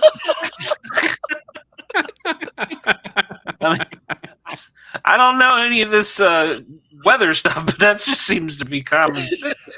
I don't know. Summer push it back up. I don't know. How does this work? Right. I don't know how. They just move it to the next town. Exactly. They send it to Maine. Yeah. Maine, it's your turn in the hole. Yep. So I'm backtrack a little bit. You write the shows, or you just start with the premise, right? And then you make it. I don't want to say make it up, because obviously you got a little something in your head, I guess. Yeah, but there's generally a little something there. But yes, so we do our little intro, we chat a little bit, and then we set up the story. And so, like, if I'm the main host for that episode, we have a PowerPoint so we have an idea where like settings might go, but it doesn't always follow. So we set the scene, and like, here's your character, this is the situation. And then pretty much everything after that is made up. I mean, I would have an idea of where I'm thinking it will go, but oftentimes it's just left and right turns, and but we've gotten good at navigating that and being able to at least have a conclusion that makes sense, at least kind of making it coherent. There was some episodes that never got released because when we were done recording, we were like, that was a mess. That was so bad. That just totally went off the rails. Let's try again. So yeah, so that can happen. But yeah, other than that, like, we don't script anything aside from when I'm telling him who his character is. Yeah. Outside of that, like, all the conversations, everything is just right off the top of the head. Cool. And you haven't had any stories without an end yet? No, we usually find a way to end it. And interestingly enough, and they're the most fun moments. Sometimes we're so in sync that we both are like leading in the exact same direction of what the ending should be. And we have a moment where one of us will say something and the other one will go like, that's exactly where I was going to take this. And then we're able to play off that. And so those are always really exciting to know, like, hey, I'm going to actually get the ending I was hoping to get. I bet that happens more often than not, doesn't it? Yeah, I think so. Because you kind of get in sync. Yeah, exactly. The more you work together. We get really in sync, and yeah, we're able to just play off each other so much and so well that, and we both usually, if it doesn't, it usually ends up better than we intended it to. Yeah. And it was like, wow, like there was one episode where I played this cowboy that was obsessed with cats, and I was there was some meteor crash, and this old man was like escorting me to the meteor crash, and he was the old man. And then he started saying some like weird, cryptic, mysterious things and whatever. And so like I was like, who are you? And he's like, your worst nightmare. And then he was going to continue talking, but I was like, and then I pull out a gun and I shoot you in the head. And that was the end of it, because I was like, I know what that means. No, you're not gonna get the jump on me. So he was ready to like get into this whole thing, and I was like, no. So stuff like that'll happen. It's just super fun. Yeah, that sounds fun. Yeah. Is there one particular genre, or you've said musical? You sounds like Western. You've added aliens in. Oh, everything: musicals, westerns, horror, comedy. I mean, everything is comedy, but horrors, love triangles, love squares, I guess. Like mall Santa situations, reality TV, everything. Like after, we always try to keep the setting fresh. We try to think of something new. So absolutely anything is on the table. Did you have an inspiration, like any old television shows or anything like that inspired you to do the improv? Both of us grew up watching Whose Line Is It Anyway? I think everybody, you know, I love it. And I just love that show. And then Ben. Oh, I'm sorry. Go ahead. I'm sorry. I think you said that at the beginning, but I wonder if there were any others, like older shows or anything like that. Yeah, that's the main one. I mean, sometimes for a story, we'll get inspiration by watching an older show or watching something. But in regards to our improv and like some of the different games, some of the different things or twists that we'll do, we'll think back to like, what did those guys do and how could we maybe incorporate that? And one way that we did a live show back last year in April at this convention. And it was our first live show, and we did like lines from a hat, basically. So every single person who came in to watch our show, we gave them a slip of paper, and we were like, write something on there throughout the story. We're going to randomly draw from the hat. And we have to read and figure out a way to fit whatever this line is into the story. And that went over so huge. And yeah, so Yeah, so we're always just kind of looking at ways we can improve and different things we can just have fun. The scenarios you described reminded me. Did you ever watch the Carol Burnett show? I know it's older than dirt. You probably didn't, but Oh, I'm sure I've seen bits and reruns. pieces. I've absolutely heard of it, but I've never actually like sat and watched it before. It's on YouTube, and Sure. if you ever get a chance to watch it, I'm sure. I mean, in the costuming and everything is old, but it will crack you up. Oh, right on. I will definitely have to check that out. Yeah, I mean, just the skits and stuff they did are amazing. The comedy, it's comedy gold.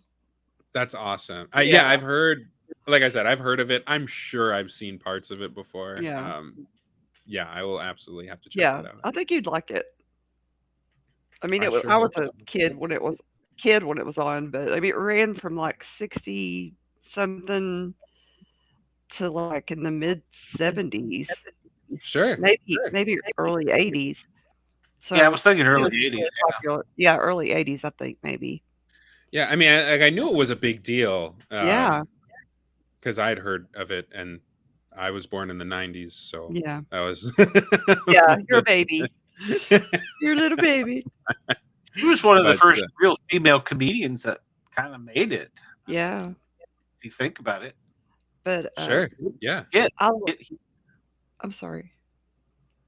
No, that's what I was saying. She did it with her skit humor. Her Oh yeah, a lot of they, pratfall comedy and stuff like that. But my daughter grew up watching Who's Line, and I watched it with her, of course, and we loved that show together. It just, Yeah. We watched it all the time.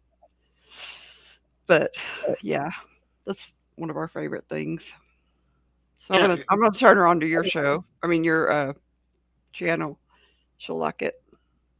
Good. Yeah. Yeah, Kevin Hart says there's really nothing new under the sun. I mean, really, if you think about it, I mean, you're making fun of different people, but he's quick to point out you can't do that anymore, without somebody getting their feelings hurt. So, comedy is dead from what we used to know it to be.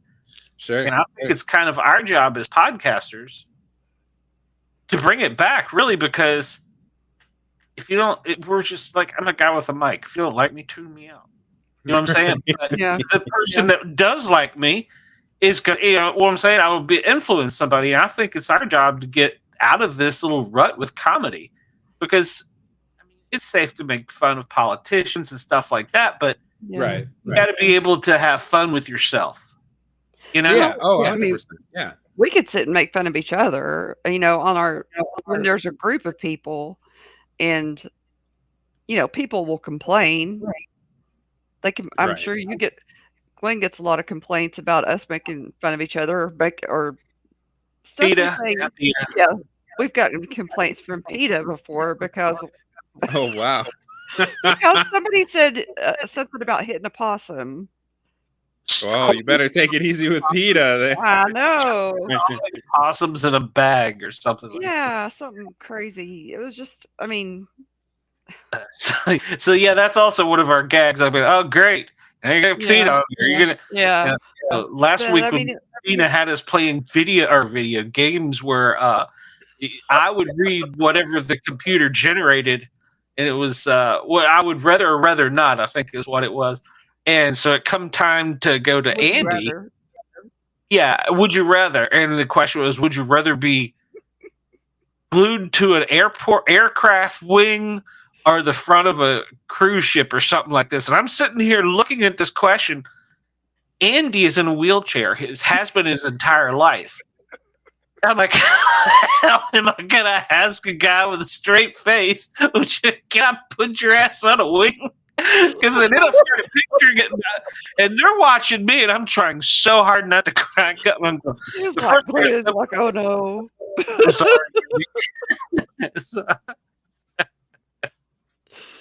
But I mean, we treat him. There's like before Brenda, where she was in the chat, before Brenda quit, we have a guy in a wheel. I mean, Glenn and I are both crippled up too, but not. We have Andy in a wheelchair. Brenda is in a wheelchair. She's had part of her leg cut off. And Jason, who just joined us recently, he's had an amputation as well, and he's in a wheelchair. Wow. So we're It's like on my Misfit. we're a mess. Yes. Yeah. So that's I told him, I was like, great. The ADA is going to be emailing me now. Just great. Our two comments that we always talk about, or not comments, messages that we've gotten. They were the first two we ever got. One person messaged us and said, "Stop." The other person messaged us and said, "Why?" And those are the two we always promote. Yeah. We always bring it up. We wear them like badges of honor. Yes. They motivate us to just keep going through them. We got stop and why. So we always say that too when we're telling people, we're like, if you want to message us or email here at, and we throw out our email, and I'm like, you can, if you want to submit us a premise, if you want to give us some feedback, if you want to tell us to stop, or if you want to ask us why, those are perfect places to do it. And we just, One of our other guys, his name on the screen is bobbydizzle.com, and we just like, send all your hate mail to bobbydizzle.com.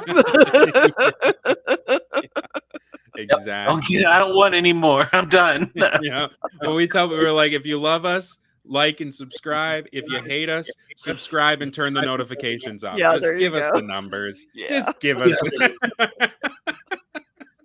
Exactly. Kramer, if you want to watch it, but yet you're not supposed to.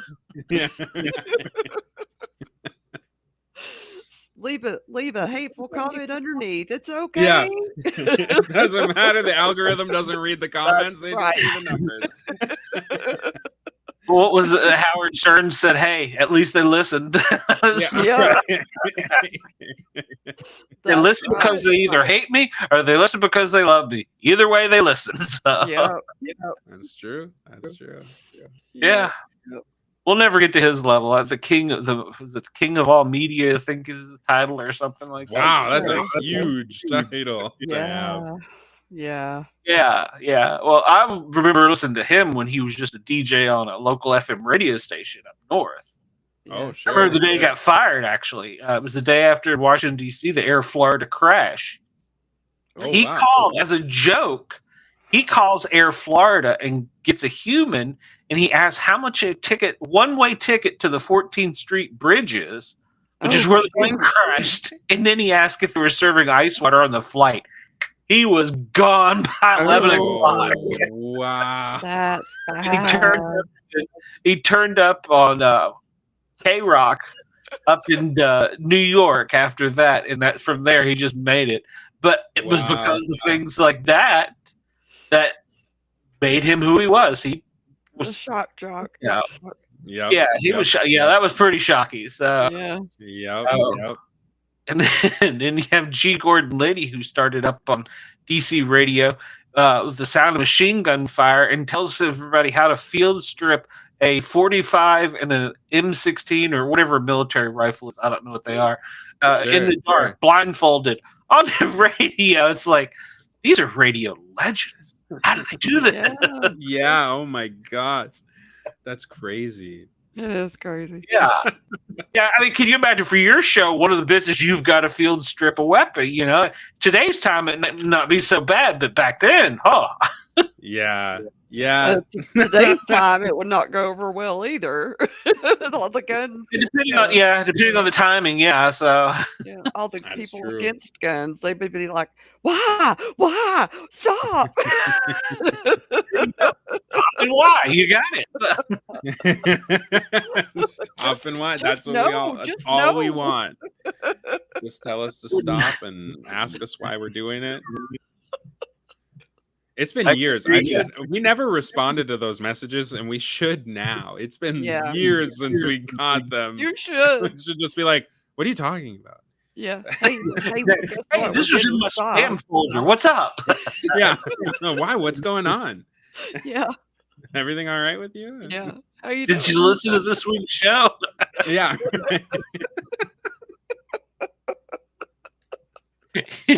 Here's a quarter. Awesome, buddy. Because we can. Yeah. That's right. We got the toll-free phone number now, and I'm always sitting here going, "Oh," when it rings.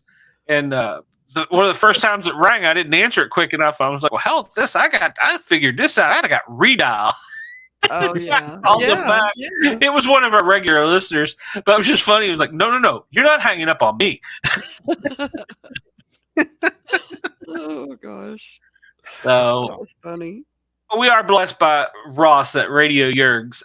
He lets us use his toll-free number during the show. So every now and then we get a couple good callers. So, but yeah, that adds an element to me that you don't know what you got, you know?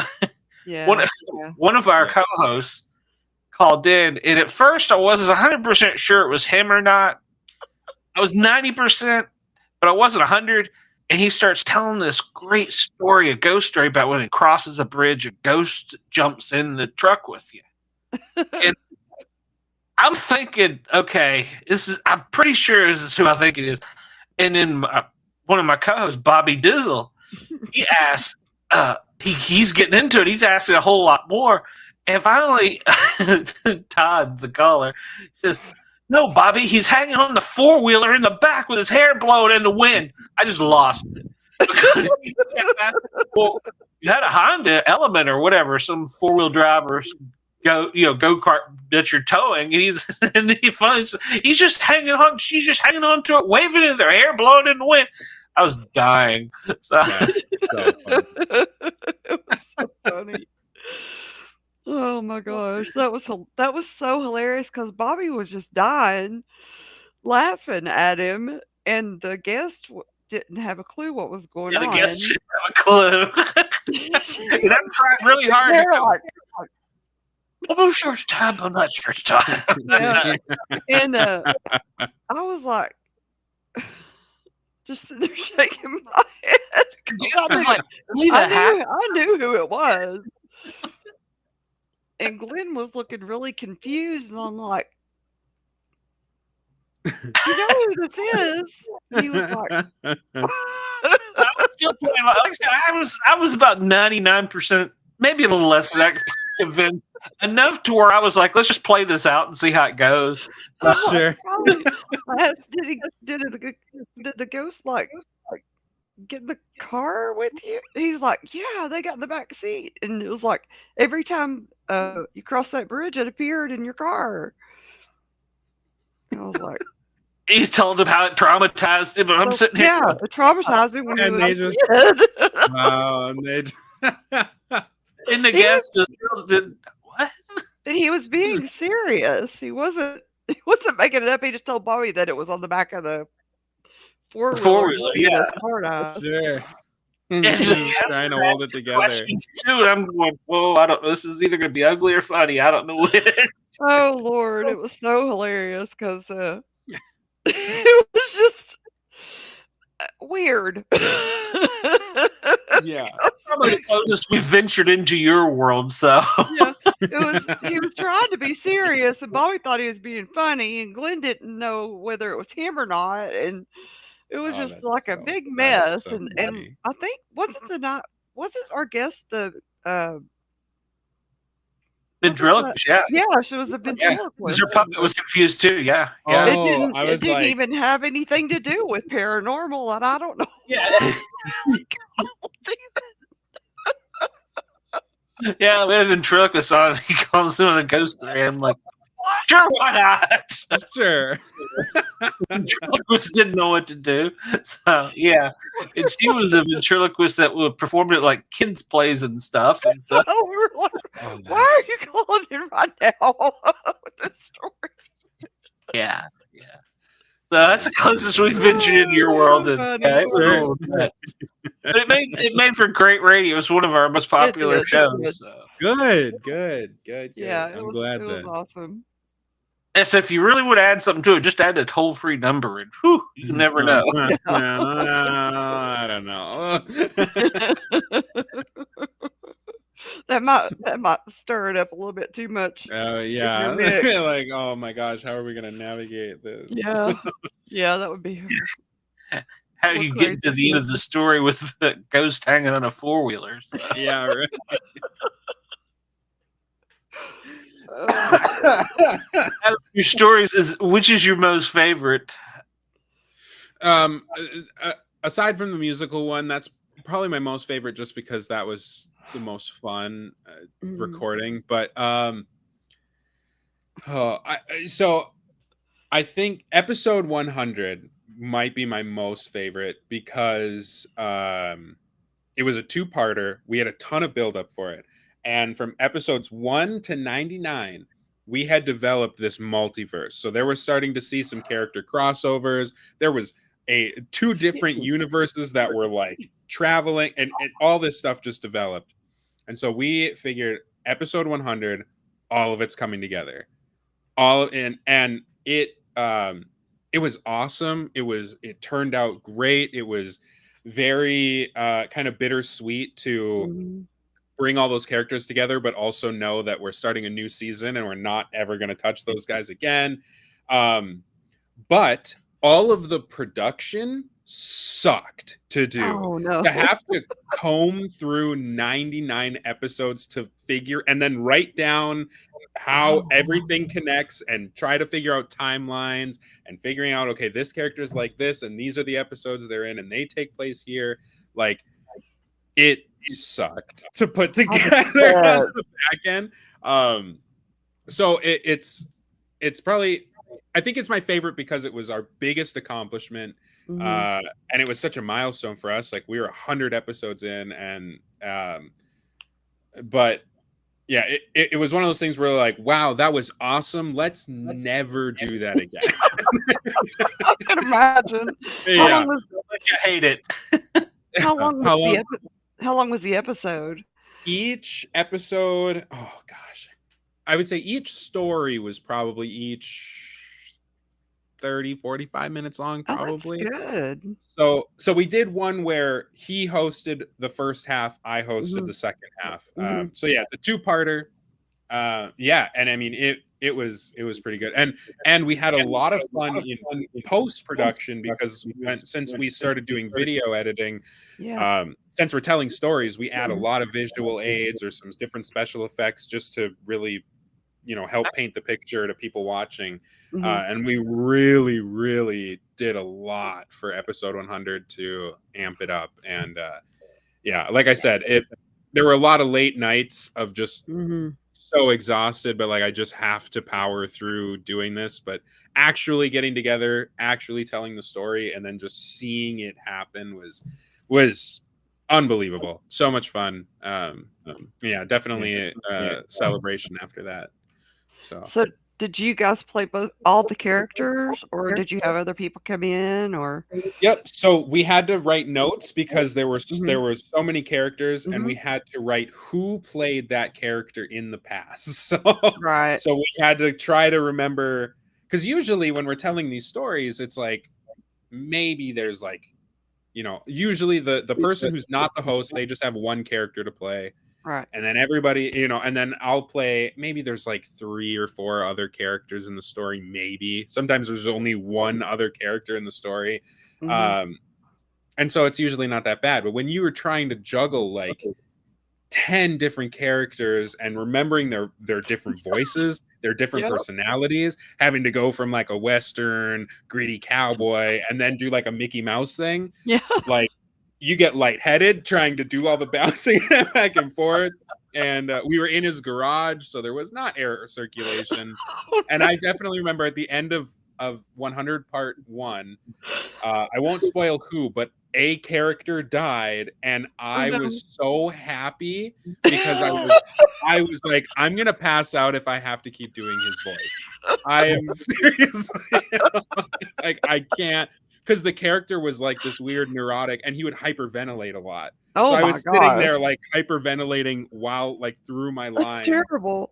And I was like, I'm gonna pass out. Like I'm glad he's dead because I can't do it anymore.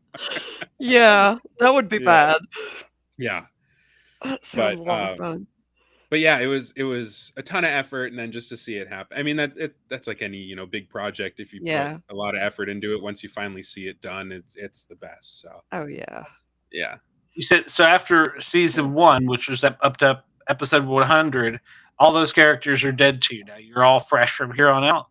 Yeah. Yep. It's cool. A bit of a bummer, but because there's a lot of nostalgia for us in those. But it was a huge sigh of relief when we did the first episode of season 2. It was all the fun just came rushing back. Like all the stress was gone. Totally new start.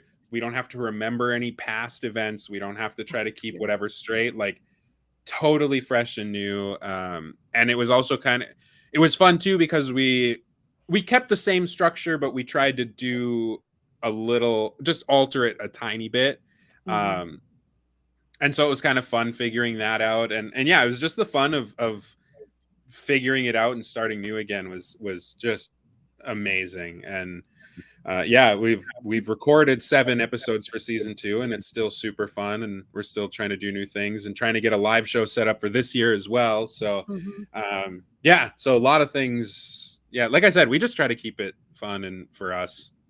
Just so that the characters this time. What's that? So I hope you're keeping notes on the characters this time, so you don't have to go and do so much research.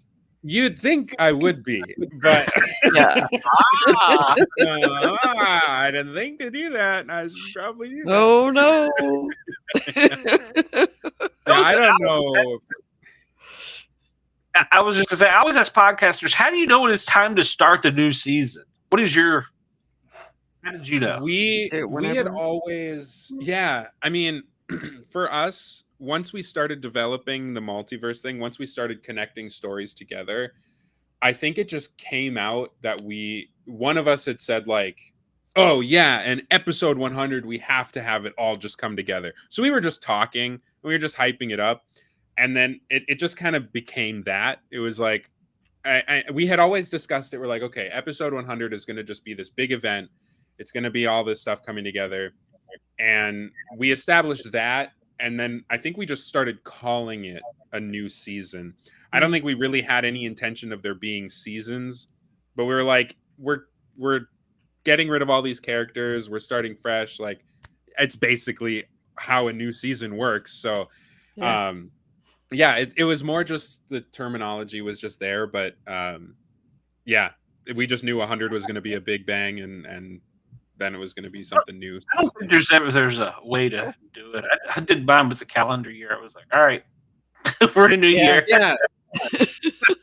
That's an easier way to do it for sure. I don't suggest doing 100 episode season. Like, 100th episode. That's a big milestone. It really is. It's scary. Are you a comic book fan by any chance? Not as much as I'd like to be. I dabble here and there, but I've never I don't have like a collection or anything. One of my best friends though, he has thousands of issues and wow. He still has a bunch that he regularly gets. So all of my comic book needs I get through him, or any questions I have. And I was going to ask, did you play any Dungeons and Dragons growing up? Oh, no. I want to very bad, but I've never been able to find the time to do it. Well, your show sounds a lot like some of the Yeah. It is a lot of we've definitely noticed the similarities between there, where it's very much like that.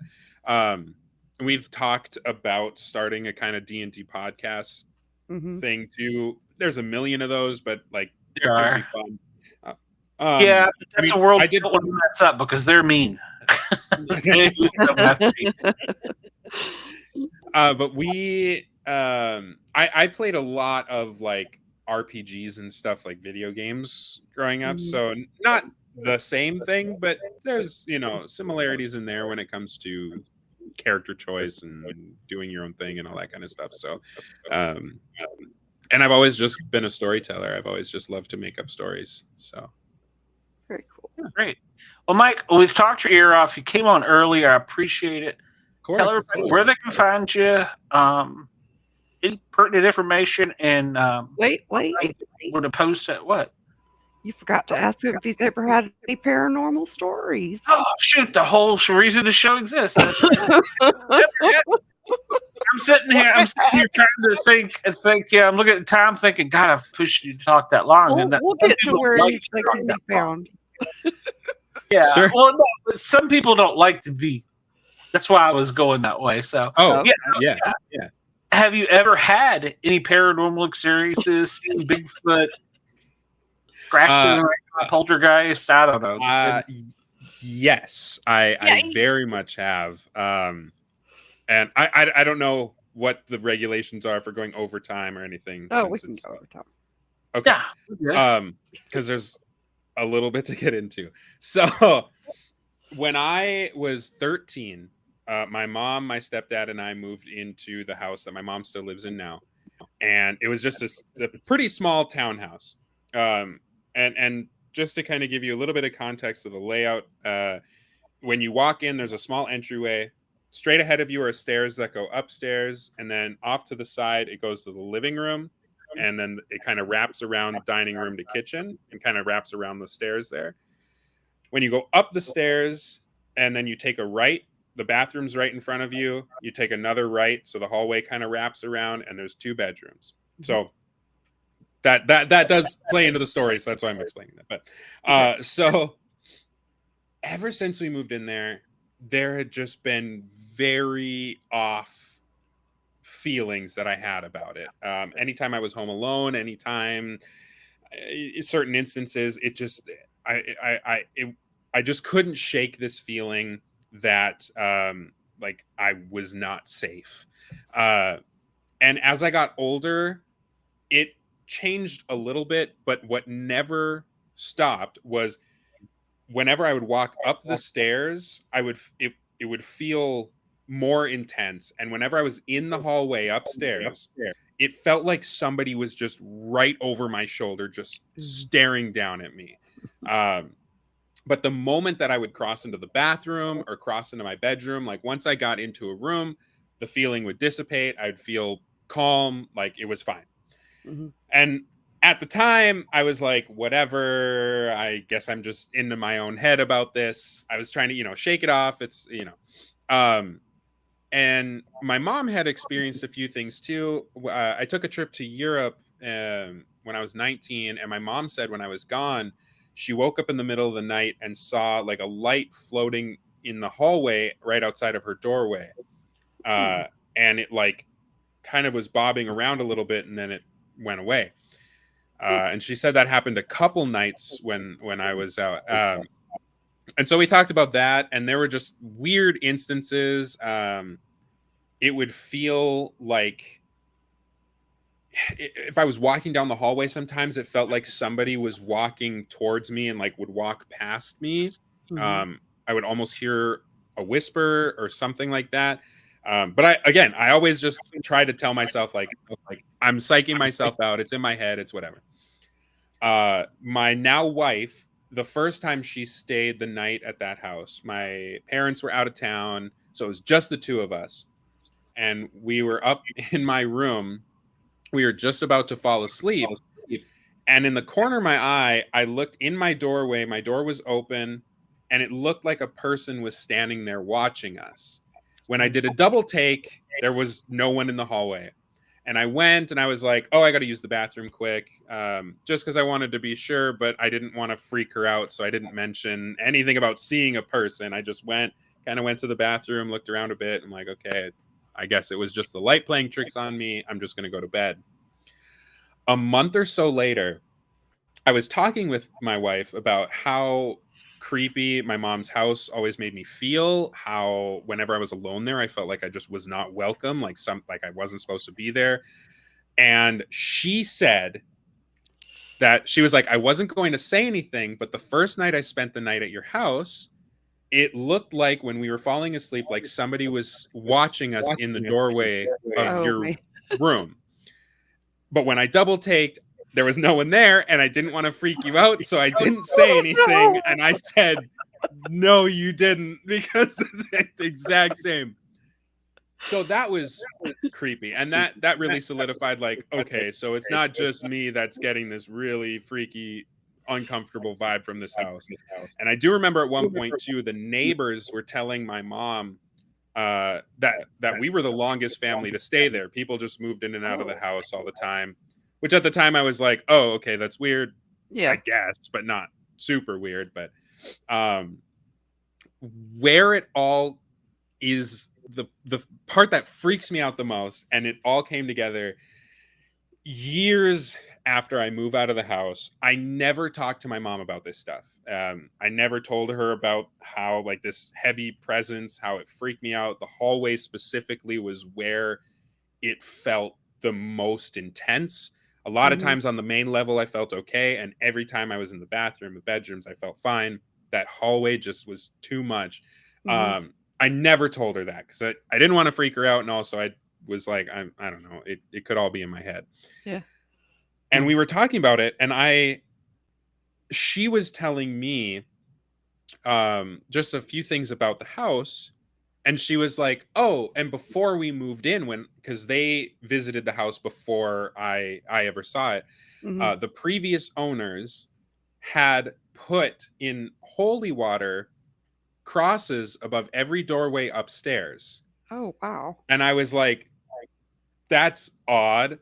Yeah. And when they tore up the carpet on the main floor and replaced it with hardwood, there were Bible scripture passages written in on the concrete underneath the carpet.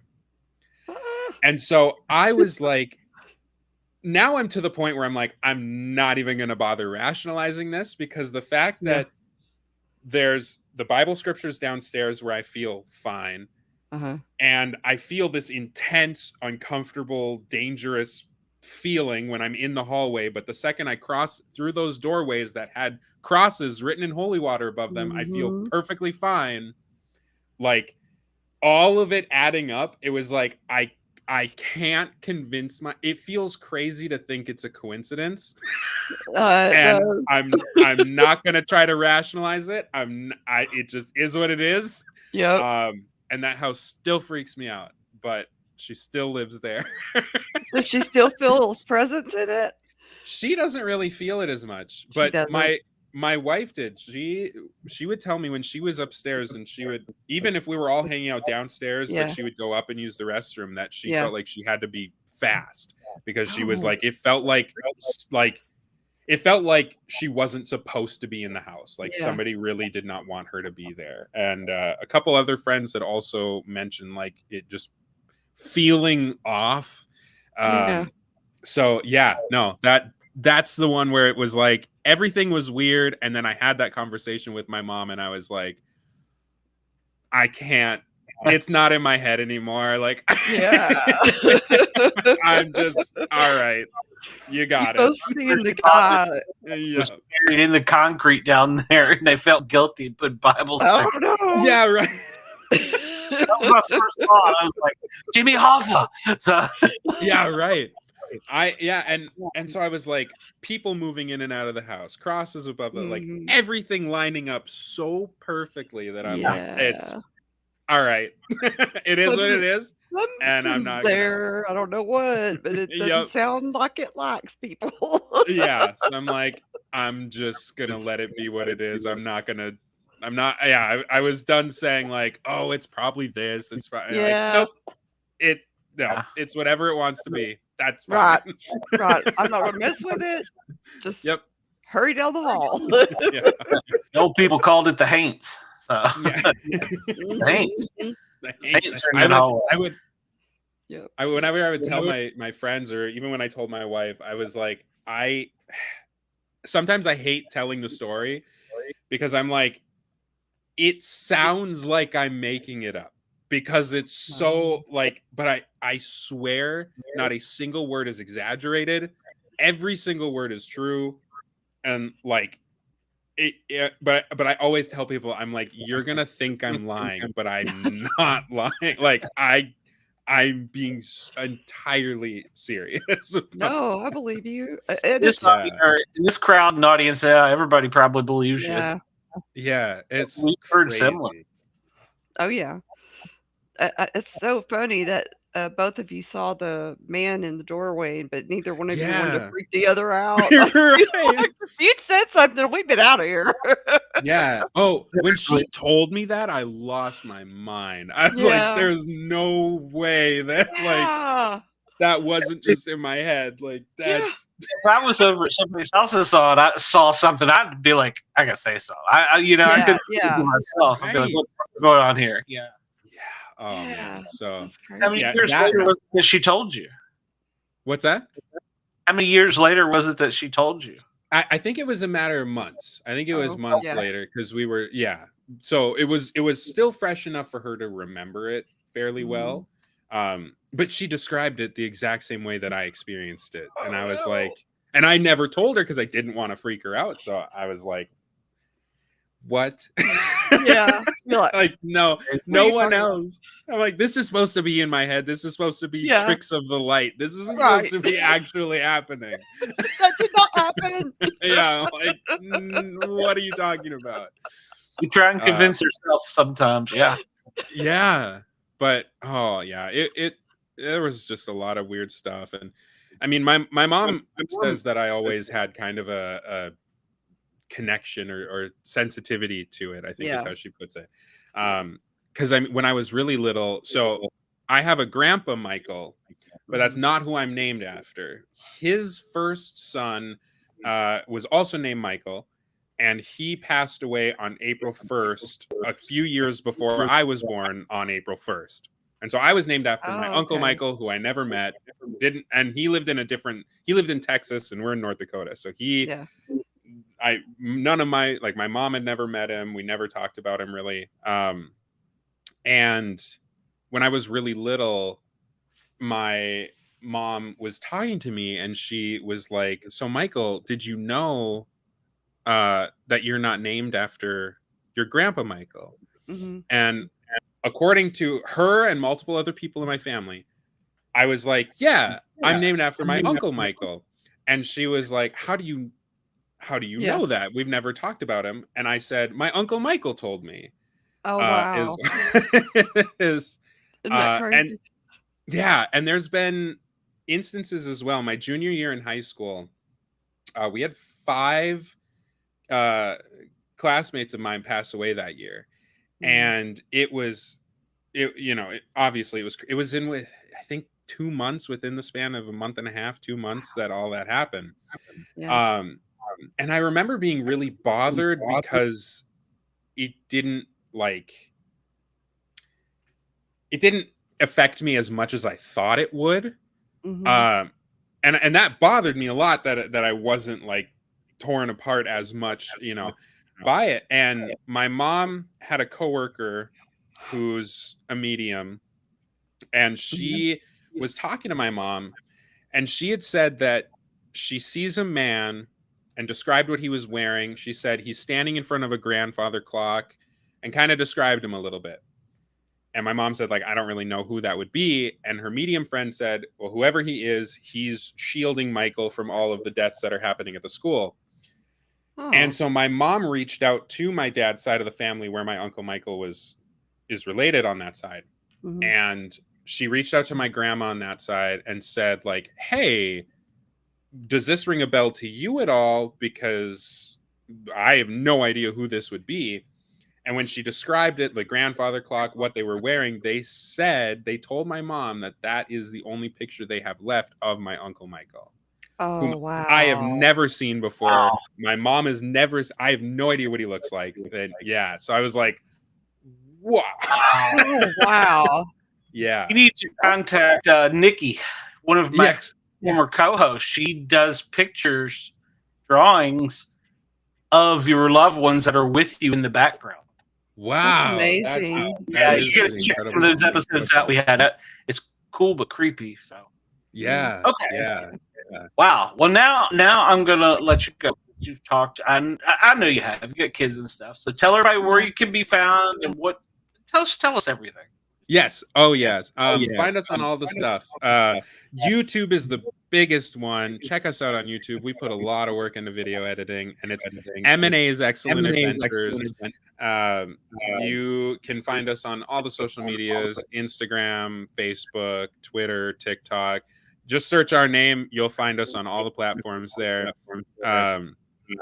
And otherwise, if you're more of just an audio-only podcast listener, that's totally cool. We're on pretty much wherever you're going to find your podcast: Spotify, Apple, Google, Amazon, iHeartRadio, et cetera, et cetera, et cetera. And then if you do listen to the show and you're a fan of the show, you can write us a premise. If you have an idea for a premise or some characters, if you want to guest on the show, at michaelandthonyadventures@gmail.com. We love interacting with people. We always are engaging with our listeners, and we like to have a good time. So hit us up. Tell us stop and ask us why. Stop. Why? Stop. Why? All right, man. Well, I'll try and get all that in post-production too. So. Yeah. Perfect. Yeah. Thank you so much. All right, man. Well, I appreciate it. Yeah, thank you. Thanks for coming on short notice a little early. I appreciate it. Yeah. Thanks for having me on. I was really excited. I've never shared that story publicly before, so I was pretty excited to do that. I appreciate it so much. I'm watching the clock, thinking how I kept him too long. So I'm glad Dina straightened me out there. See, she's good. Yeah. I love her. All right. Well, I'm gonna let us get out of here. We gotta turn the radio station back over to Ross, but I'm really glad you came on, and I hope that you'll come back and see us again. Oh yeah, absolutely. Yeah. If you need an old fat goofy guy, good. All right, Mike. Good night, and Dina. I'm gonna cut us out of here with the song. So, all right. Anything you have to say? Find the right button. Here we go. No, I'm good. For the night. I'm hungry. Yeah. I hear you. I didn't have much for dinner. I gotta find the other button here. Neither. Too many buttons when you got radio stations and stuff to do. Everybody have a wonderful night. Thanks for tuning us in. We will see you next week on the Paranormal Guys. It's a bouncy song.